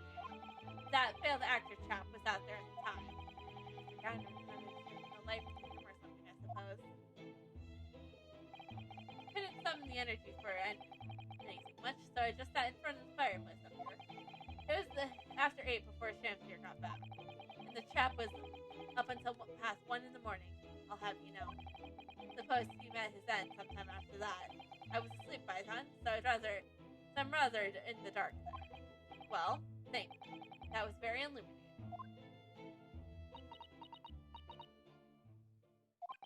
Is everything alright, Miss Otto? Well, I was just thinking that it's a little strange, that's all. Mr. Gell, you were up here in your room all evening, if I understand correctly. Not a big fan of stairs, not with this blasted leg. Then, how is it that you seem to know the precise movement of your tendons on the ground floor that night? Ah! That's a very good point. I can't imagine you could have heard noises from the ground floor all the way up here. Does this old man like to spy on his tendons? Is that it? I say! I know what you're thinking. That's wildly outrageous. I'm an ex-military, don't you know?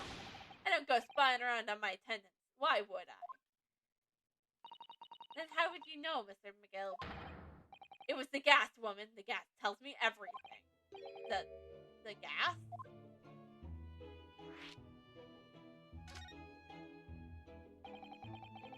What on earth do you mean, sir? How can the gas tell you anything, let alone everything? Well, as you're probably aware, the gas is supplied to the building by pipe. Yes, I more or less worked that out.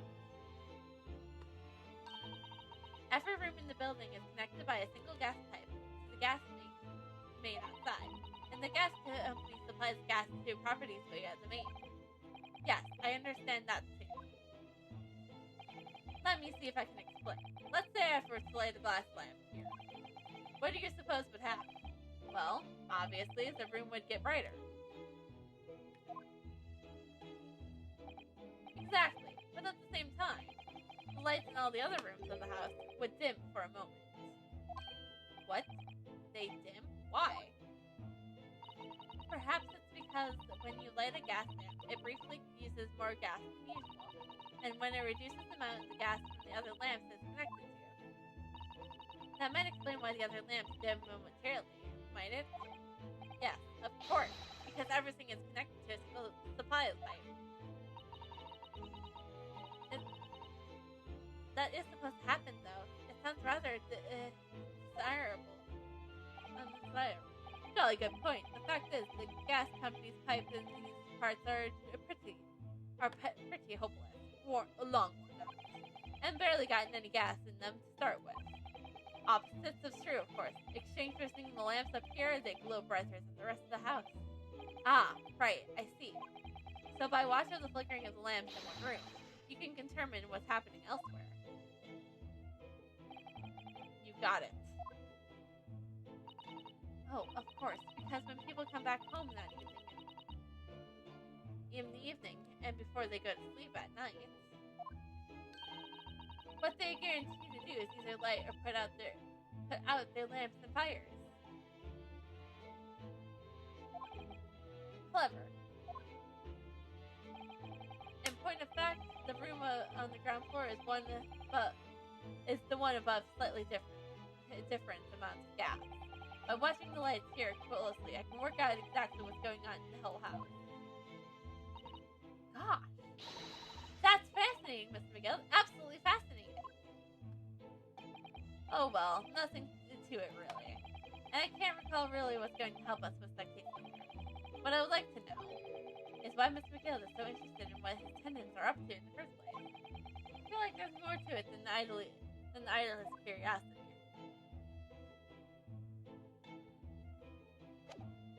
Well, I'm gonna go talk to Mr. Knotson.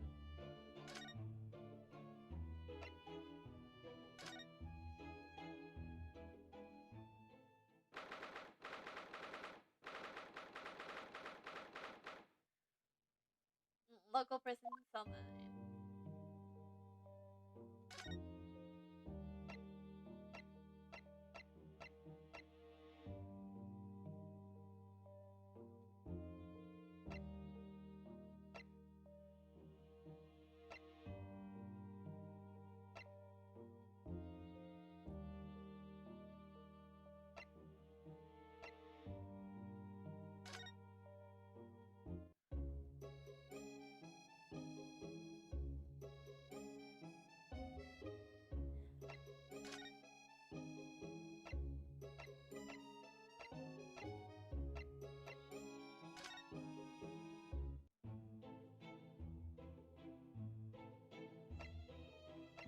Famous things just to have fun.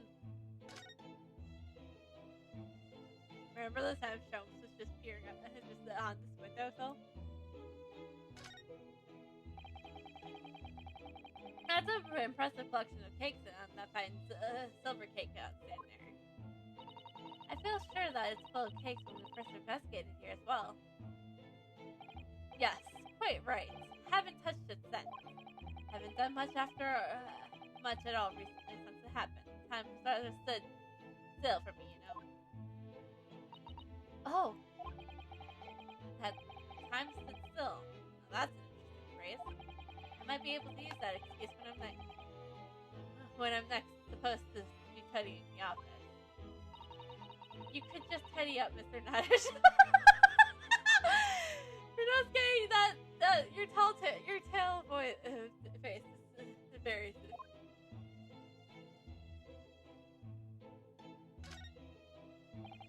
These shells look like they've been completely torn apart by a wild beast. Reminds me of the Battle of Mariwan, don't you? You know. Ah, the experiences of a seasoned veteran. Enemy has surrounded us on site. We really thought we were done for. The whole Bally company. We were taking a real pounding from their cannons, so all we could do was run for our lives. Oh, I thought that story was going in a different direction, actually. Well, the whole experience taught me one thing, I can tell you.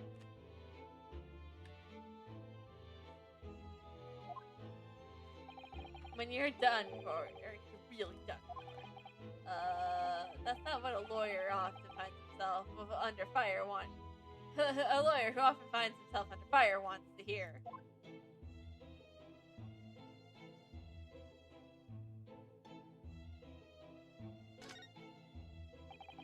There's a good view of the other ministries east end from here. It's an impressively great scene. That's really nothing comparable to me. And down below, Fire Road, partly blanketed in snow. And the pavement where the poor Miss Green was struck in the back by the knife. Thinking about it, the ceiling room of the building that actually has a window to the outside world. Sometimes Great Britain really does seem like a strange land, doesn't it?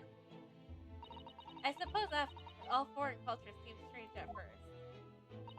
I imagine how an Englishman would feel arriving in Japan seeing people with a Trump-managed top knot.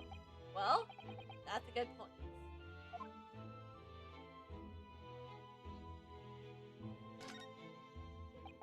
We know what the scene is hiding now. The aftermath of the fiery indication of the other day. Suppose I'll be able to clear that mess up for some time now.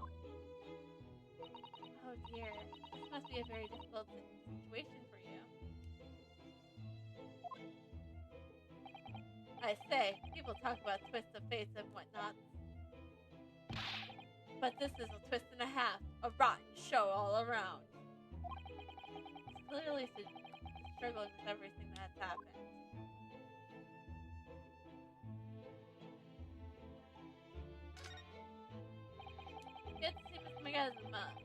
Medal of Honor is still proudly displayed on the wall. The encryption reads for distinguishable participation, if you remember. Yes, I remember, because I remember thinking even I might stand a chance picking up an honor like that. Wouldn't you know to look at me now, perhaps? I have my devil may care days, devil may care.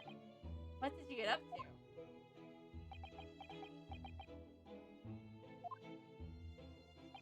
Well, that's all in the past now, of course. And best left there. Best not. I want to know now.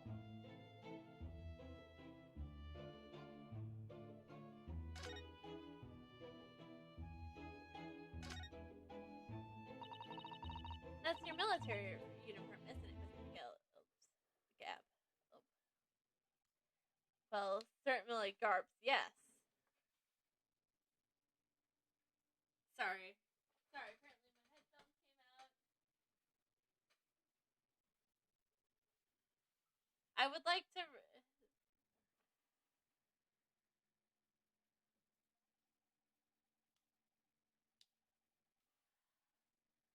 Fine. The headphones stay out. I will just switch the... Up.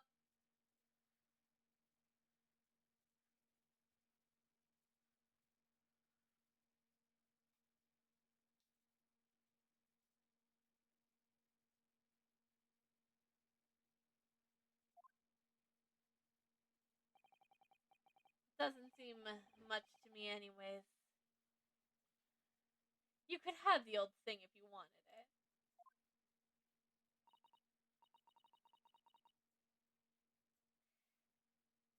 It might, it might suit Lord Von Cheek, perhaps. An overly awesome outfit like this could be just what he needs. Very tactful, Misato. Very tactful indeed.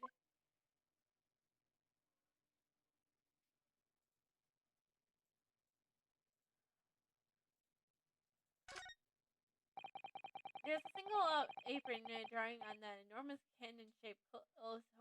Look. No, Mr. No, Mr. No. That's a real cannon. I knew that. I was just testing you.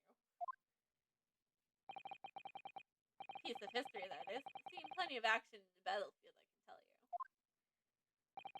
Now the old girl and I are just enjoying the peace and quiet of retirement together. And of course, she came in handy for the enemy decided to launch attack again. Is there a war going on that I don't know about?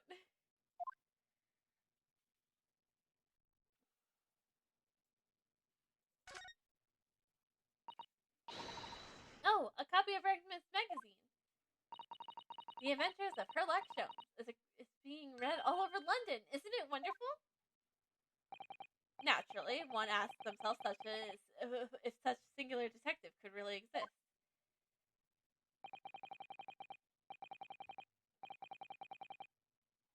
But having met the chap, he's undeniable. He is most certainly singular. Hey, he served love, okay? So shut up. Singularly dangerous. I solved murders with him before. That's genuine public opinion for you, Misato. Perhaps it should be reflected in those stories. Make no mistake, Mr. Naruto. I intend to step out the sort of public opinion we just heard, personally. I'm starting to see where Mr. Sholmes' undetained reputation comes from now.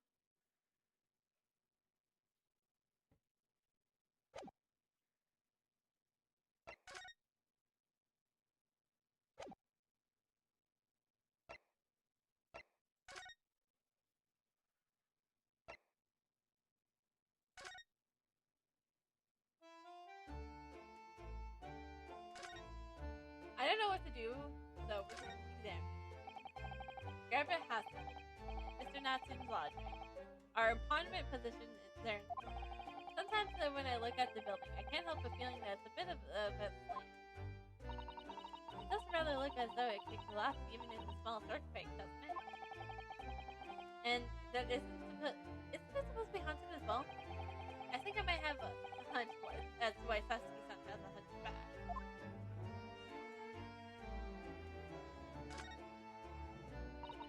There always seems to be a bicycle outside the Garaber's residence.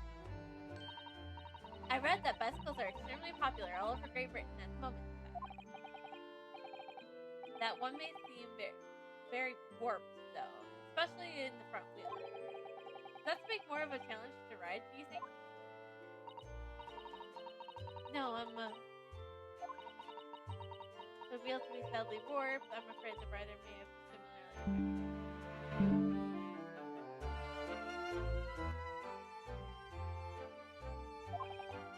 Then there's a good chance that Mr. Nathan has been practicing on his bicycle, I think. Oh dear, I fear you may be right.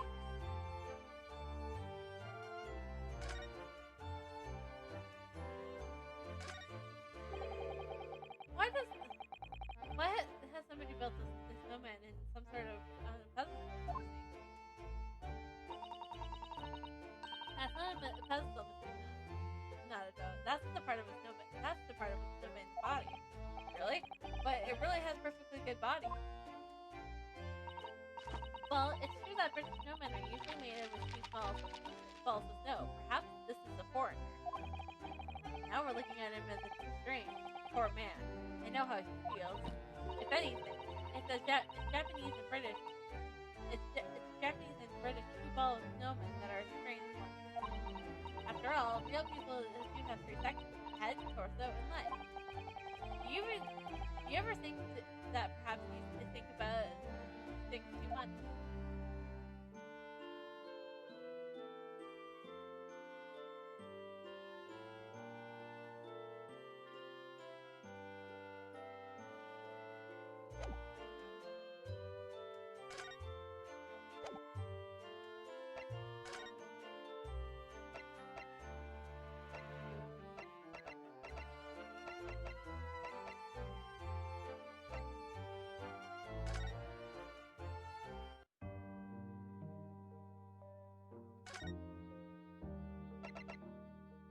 There's gotta be something in here then. Let's go.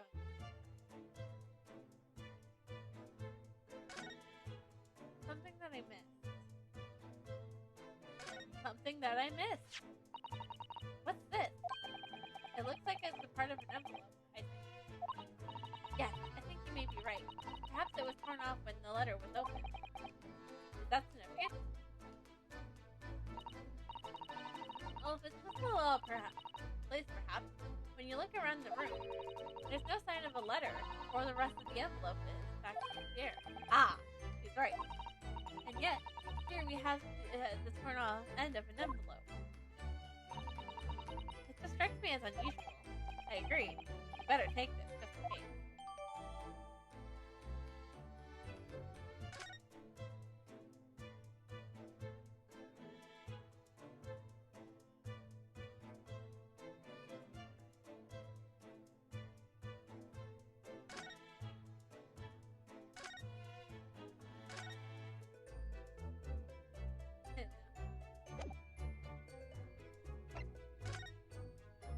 Well then, when in doubt, we show evidence to other people.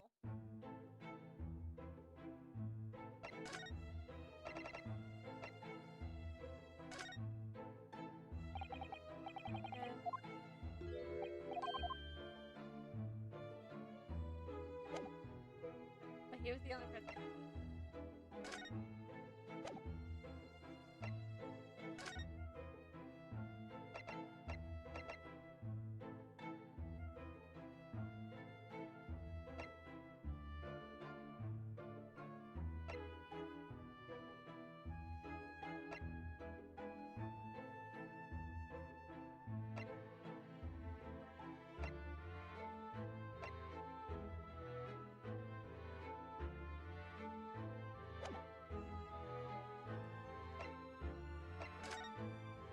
I guess that's all I can do is make sure I don't miss anything in here then.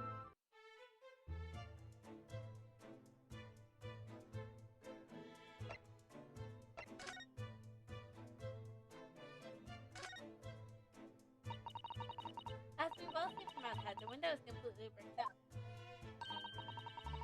Advice of a former window tax that Britain has to pay. What a strange thing they use to taxes in Great Britain. I mean, making people pay for the number of windows they had in the property is extraordinary. It's heartbreaking that the poor have to block up their windows just to avoid an unaffordable tax. Oh, what is it, Miss Otto? If you look closely, a number of bricks are loose.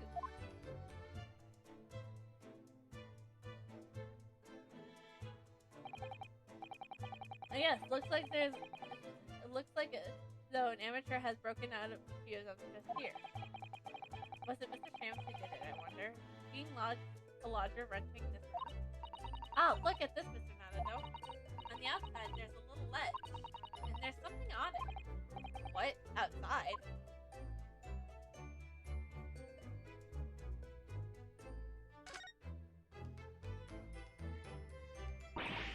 Brr, it's so cold outside.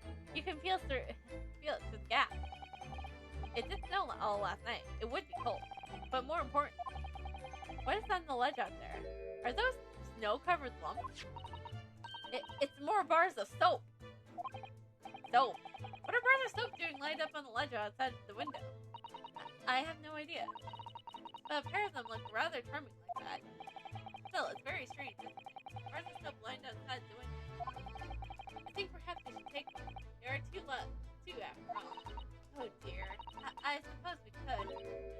Oh, what's this? Look here at the soap. Ah!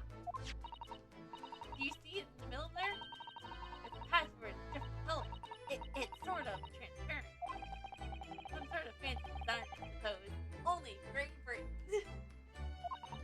Looks like the Hamari flag of Japan, doesn't it? How wonderful!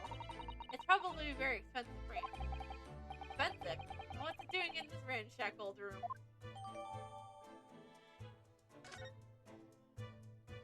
We have some evidence to investigate.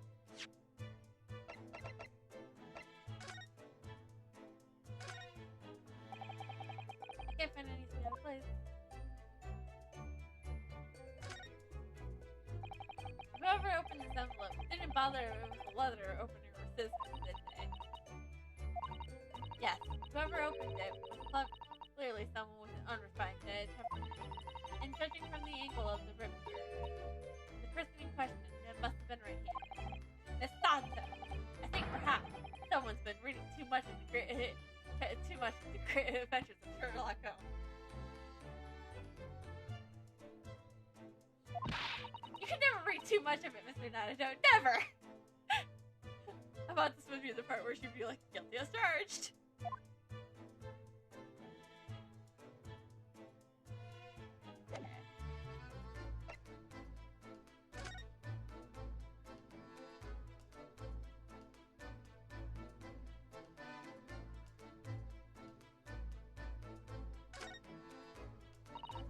This part is a different color, as they can distinguish the design. Trust the British to turn a boring bar of soap into something special. I quite like it. It reminds me of the Hemera design of the Japanese flag. I expect it to be rather expensive soap. It doesn't seem likely, given who it belongs to.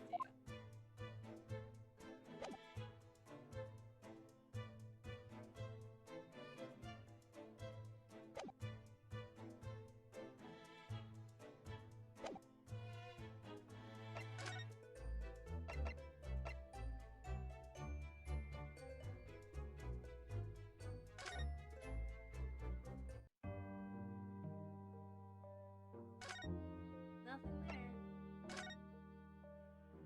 Oh. Does Mr. Guild has anything to say about the soap? No, he doesn't.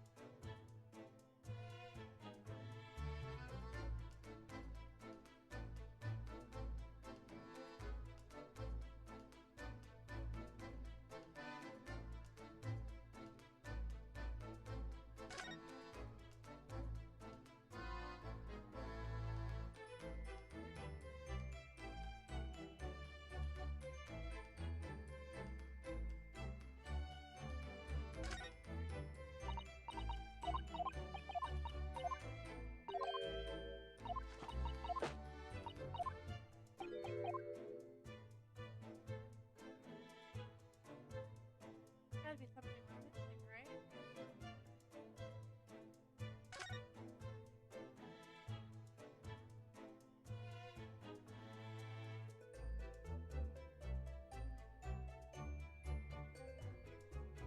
Oh, it's a teacup.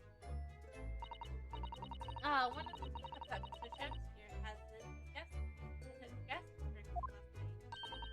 But don't go drinking from them, Mr. Nardo. There's bitter poison in it. I'm not planning on drinking any. Don't worry. Anyway, the cups are both empty. That's true. So one of them was Mr. Darcy. The other must have been the cup of Mr. Nazi. Sasuke-san wasn't poisoned, of course. Perhaps we should take these so we can examine them in more detail later.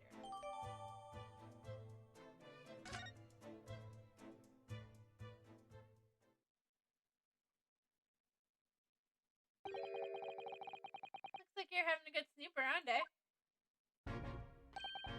Inspector Carson's back so soon? After I threw that little Japanese fellow into the lake, I went and reported this to the investigation.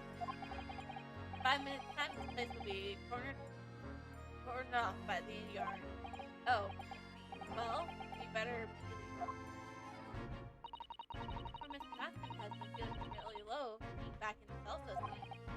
I'm sure we should probably go. And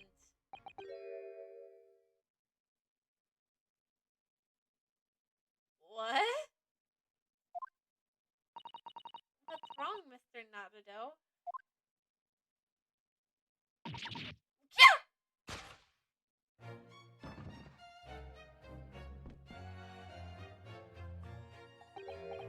Out, out, for candles! Alive but walking shadow, a poor slayer. That strut and front his hours upon the stage, then heard is no more. Now, how sounded the next part?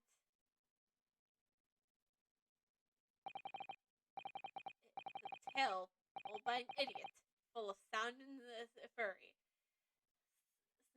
signifying nothing. Indeed! Oh, happy day!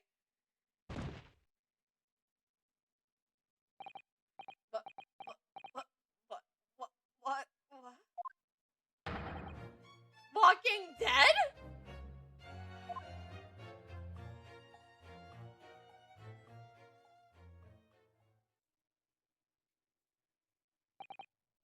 The fellow isn't dead at all? What was that nonsense you were saying now? I think, yes, it was from the William Shakespeare's Macbeth. Shit, I need to study up on Macbeth. I haven't really studied any of it. Asquality Act 5, Scene 5. Shakespeare.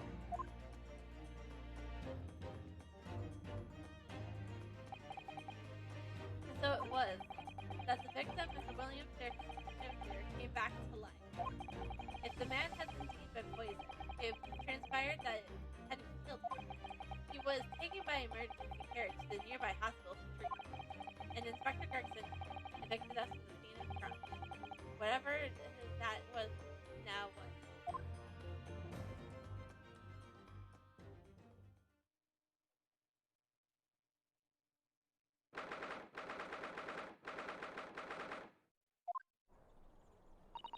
Whatever do you think will happen now? Good question. What a strange situation for Mr. Nazi. Arrested for murder, but then the victim comes back to life. I think perhaps the victim was never dead in the first place. It seems very likely that Mr. Shamshire did consume poison that we induced, but it was just an accident, attempted suicide, or attempted murder. Until the truth can be established, I imagine the police will keep Mr. Nazi in custody. I suppose so. Let's hope it doesn't come to anything more than a night in the cells. Oh, what's this? You noticed him too, didn't you? What's that man doing over there? It looks like he's trying to see into Sasuke-san's lodging. Is something wrong, Mr. Naruto? Excuse me, could we have a word?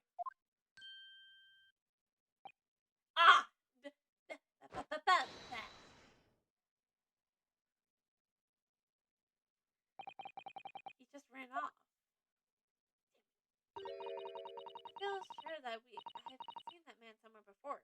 Where was it? I do too. I don't remember. Well, we've done as much investigation here as we can. Perhaps we ought to go to the prison and speak with Mr. Matthew. Good idea.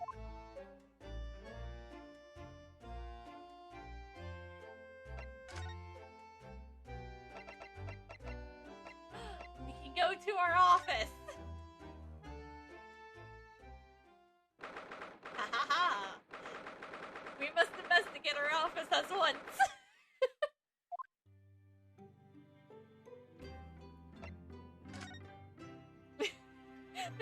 There's not much to do here, but we have to do the shovel, of course. Perhaps we should put the spade away somewhere. That's not a spade, not a dozen. It's a shovel. No, shovels are for digging. That's for scooping up loose material. It's a spade. No, spades are for digging. That's for scooping up loose material. It's a shovel. Well, it doesn't matter really, does it? You're so right, Nada-san. We must cover over such a trip, okay? On reflection then, I think I'll leave the spade where it's... Yeah, I think that's for the best. We may need a shovel when we're working in the garden.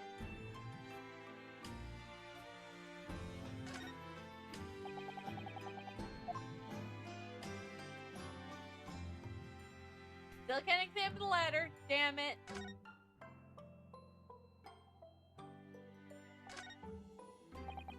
The tanks are for keeping sea creatures. They're called aquariums, and they're all the rage in London at one time. Yes. The English are so clever for coming up with ideas of having ocean life on display in their home. And it means you always have emergency midnight feast on hand too. I'm not sure that's really the idea.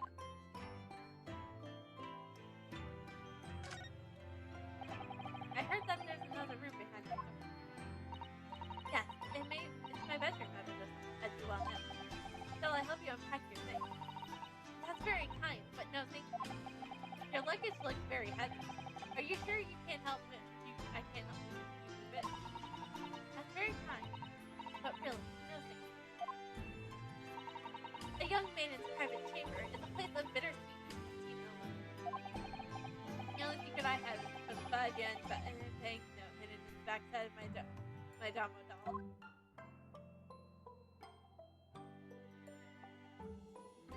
I think that's all we get for our office now. Not much for our office right now. Well, we have to go talk to Mr. Nut. So, I actually just came here so that...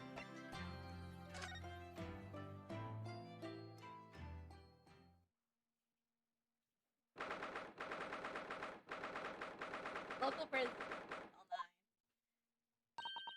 Look, Mr. Nadado. Mr. Natsu, has the police finished questioning you now? Lockham Stoner Nadado's Esquire! Oh, yes? Where is he? What is he? Tell me. Is he a ghost? Is he here to haunt me? Let me guess. You're talking about Mr. Stone. He actually calls himself a great detective, Mr. Natsu. Not a ghost. But his diabolical deduction, they're not of this world. They left me. Ah, cursed. I'm cursed, I tell you. No. Well, that's sort of hurt. Credit is where credit due, Mr. Natsu. We're heavily involved in this deduction, too. Damn it, why do you have to bring that up, Sato? Yes, moving on. We have some wonderful news. Oh. The victim that we all thought was dead has come back to life again. Now, in absolutely worst case, you could only be tried for attempted murder. That's great, isn't it, Mr. Natsu? That's terrible! Oh. I stuck in suffering for some silly wrong end of stick. You didn't. Hey, I think you look pretty nice with the mustache on. Constant questions! I'm sorry to hear that. Ah! That selfish sire! Make up your mind! You are dead or alive! You're gonna come back to life, why bother dying? Wickedly, visually, washing, William!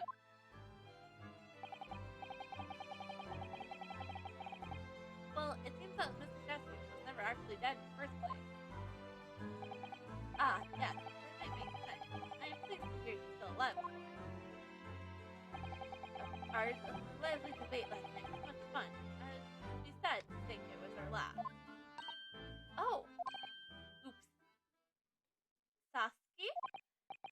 Mr. Knudsen, does this mean that you did see the victim last night? You met with Mr. Shamsier, didn't you? Tell us the truth. I'm not saying another word! I demand to have a lawyer present. There is a lawyer present! I demand to have a lawyer present. He said to a lawyer. Who do you think I am? Thanks, Mr. Knudsen. We need to hear your side of the story. Why am I cursed like this?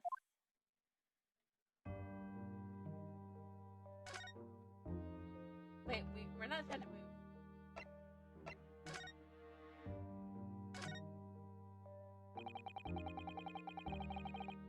Can you tell us exactly what happened last night? There was nothing to tell. What? Mr. Nadado, Esquire. I am eternally grateful for you for helping me with that accursed case yesterday. That case was that's how poor Miss Green hospitalized after she ended up with a knife in her back.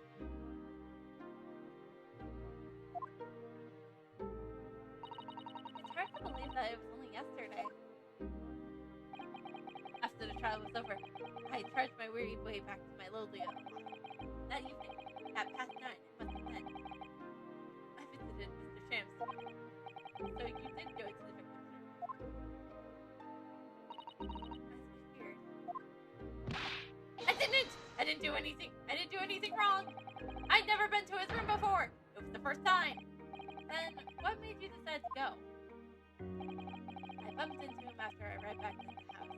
We got chatting and it developed into a discussion. He had to go out. I bade him farewell. My cousin Gilb said the victim went out and came back after 8. We met again later that evening, around 9 or just after. Then I took him some nice tea as I brew as a gift. So it was you who brought the tea that is clearly drunk at the scene. And I suppose you were discussing the works of Shakespeare, weren't you? Yes, that's right. That's exactly right. Romeo and Juliet! Who was stronger? It was a delightful debate. I'm sure. Such a stimulating subject, Shakespeare! The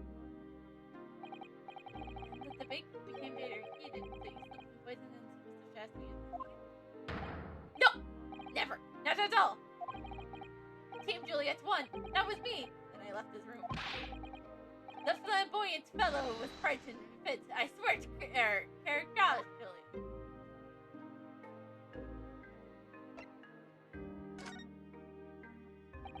Mr. Knudsen, you often say the same thing about yourself, I notice. That you have a cursed existence.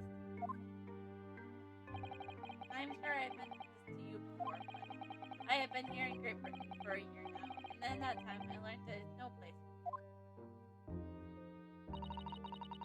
It's very trying to live in a foreign land and adapt to the ways of another culture. There are foreigners everywhere I look. They all stare at me, all laugh. That's the impression I get wherever I go out. It makes me scared to even leave my room. Which is why I become reclusive. Even in my room, I find no respite. Right here. I move more in time than I can remember. And 1 week ago, I moved into Ballet Row. But why? I mean, why did you choose that place? It doesn't seem very comfortable. Because the rent is cheap. I have so little money, it's booked to me. The rent? Obviously, there's reasons why it's cheap. But because the room is cursed.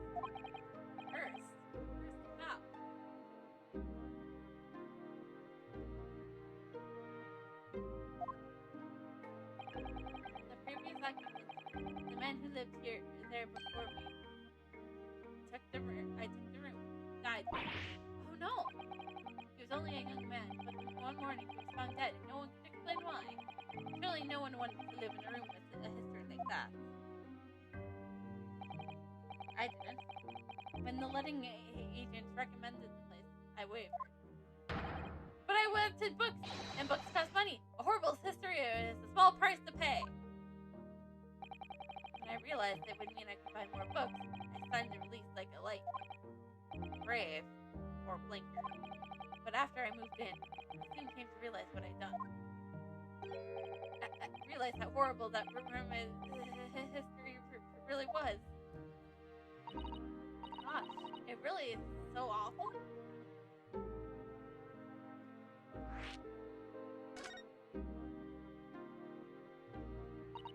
How did the room's horrible history affect you, Mr. Natson? What happened? At first, it was just a feeling of vague, beady eyes boring into my back, watching me. Do you think that it might have just been your mind playing tricks on you? No, my mind doesn't know any tricks. It was someone else. It's been one long nightmare ever since I was given the keys to the place. A nightmare? You've been having bad dreams, haven't you? I'll die in that room, lean over me in my sleep, and try to strangle me! That's really horrible. Now that I come to think of it, it happened again last night too. The very same night Mr. Shamsier was withering and angry from poison in his body. I was on the verge of being suffocated silently by those miserable spirits in my room. You simply must move on out of that room as soon as possible. Yes, you're right. I know it, and that's why. I'm already searching for the next room with history to call home. I think perhaps we should try to avoid accommodations to any kind of history at all. Otherwise, I'm scared that you yourself may become history. Here, that's how to make a man listen.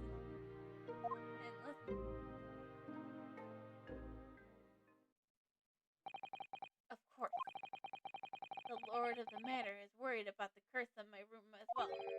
You mean Mr. McGill? Yeah, he knows that if people keep dying there, he'll never be able to rent it out again. Well, that's true. I, for one, wouldn't go near the place. Ah, perhaps. That may explain why the landlord pays so much attention to gaslit. His attendant's movement. You mean because he's worried about their well-being? He does seem to have an unusual keen interest in the amount of gaslit in sight. There must be a reason why he keeps such a close tab on the access of his room to let room. What do you mean? He pays so much attention to the gaslit. Oh dear, no, it's nothing to do with you. Please, forget I said anything. Oh, now you're talking about me being hurt back as well. What is important that Mr. Chancellor isn't in fact dead at all. Once he gets him around, he'll be able to tell us what happened. We'll be able to get you released. Yeah, please. Oh, do I hope you're right. Excuse me. Inspector Gregson. I couldn't help overhearing what you just said. On that note, I have some good news and some bad news. Oh. Which do you want to hear first? Always, every time, bad news comes first. When hope is all you have, hold on to it. That's my guiding principle. Right, well, in that case, the good news it is. Huh? Sorry, but this isn't a lot easier to explain everything that way. Then why didn't you ask me before my presence? As you might have heard, the victim Mr. Shakespeare was just unconscious. He's come around now. Yes, we saw it happen in all of its terrifying glory. He's still being treated by the doctor, but we have managed to get a written statement from him already. Oh, isn't that wonderful, Mr. Natson? Oh, thank goodness. It's all over then. I can leave the somber cell. Sorry, no, that's not on the card. What? On to the bad news. However, not, Inspector. Mr. Transfer has indicated someone as being responsible for what happened last night. Indicated somebody. Oh dear. You don't mean... I'm sorry to say, I do. Yes. He's pointed the finger at you, Mr. Natson. By sweet poison did he seeketh to end my life. By sweet poison did he seeketh to end my life. Sorry, I wanted to go dramatic like an actor would. That wicked cat said, no. So I'm afraid you'll be appearing in court as a witness. You'll be wanting to make the necessary preparations. No! I'll defend you, don't worry. And so, once again, Sasuke's son found himself having to take steps out in the Old Bailey. Whether his room was haunted or whether he was just terribly unlucky, I knew I had no choice. The following day, I would represent him in court and do my utmost to break the curse that bled to him.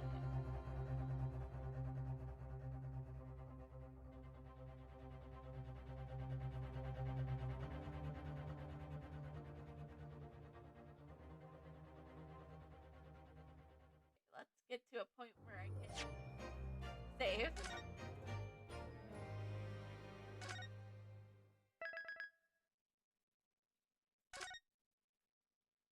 Okay.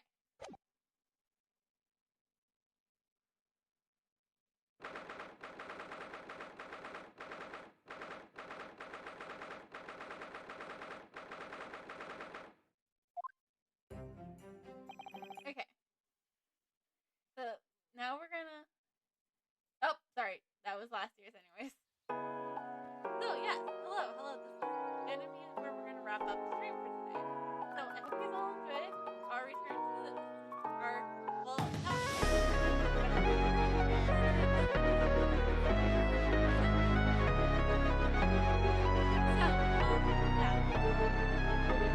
I'll be back on Thursday for the trial.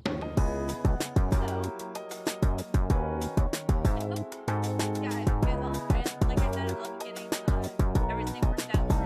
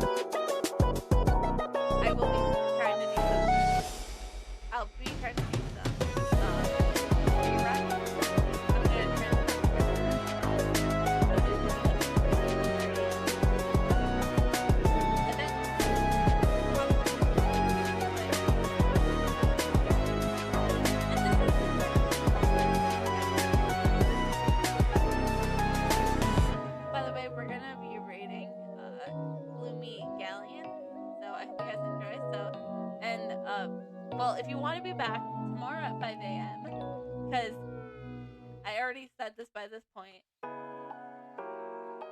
So, like I said, I hope you guys all enjoy it. Make sure to copy and paste the raid message. And starting tomorrow at 5 a.m., we'll be doing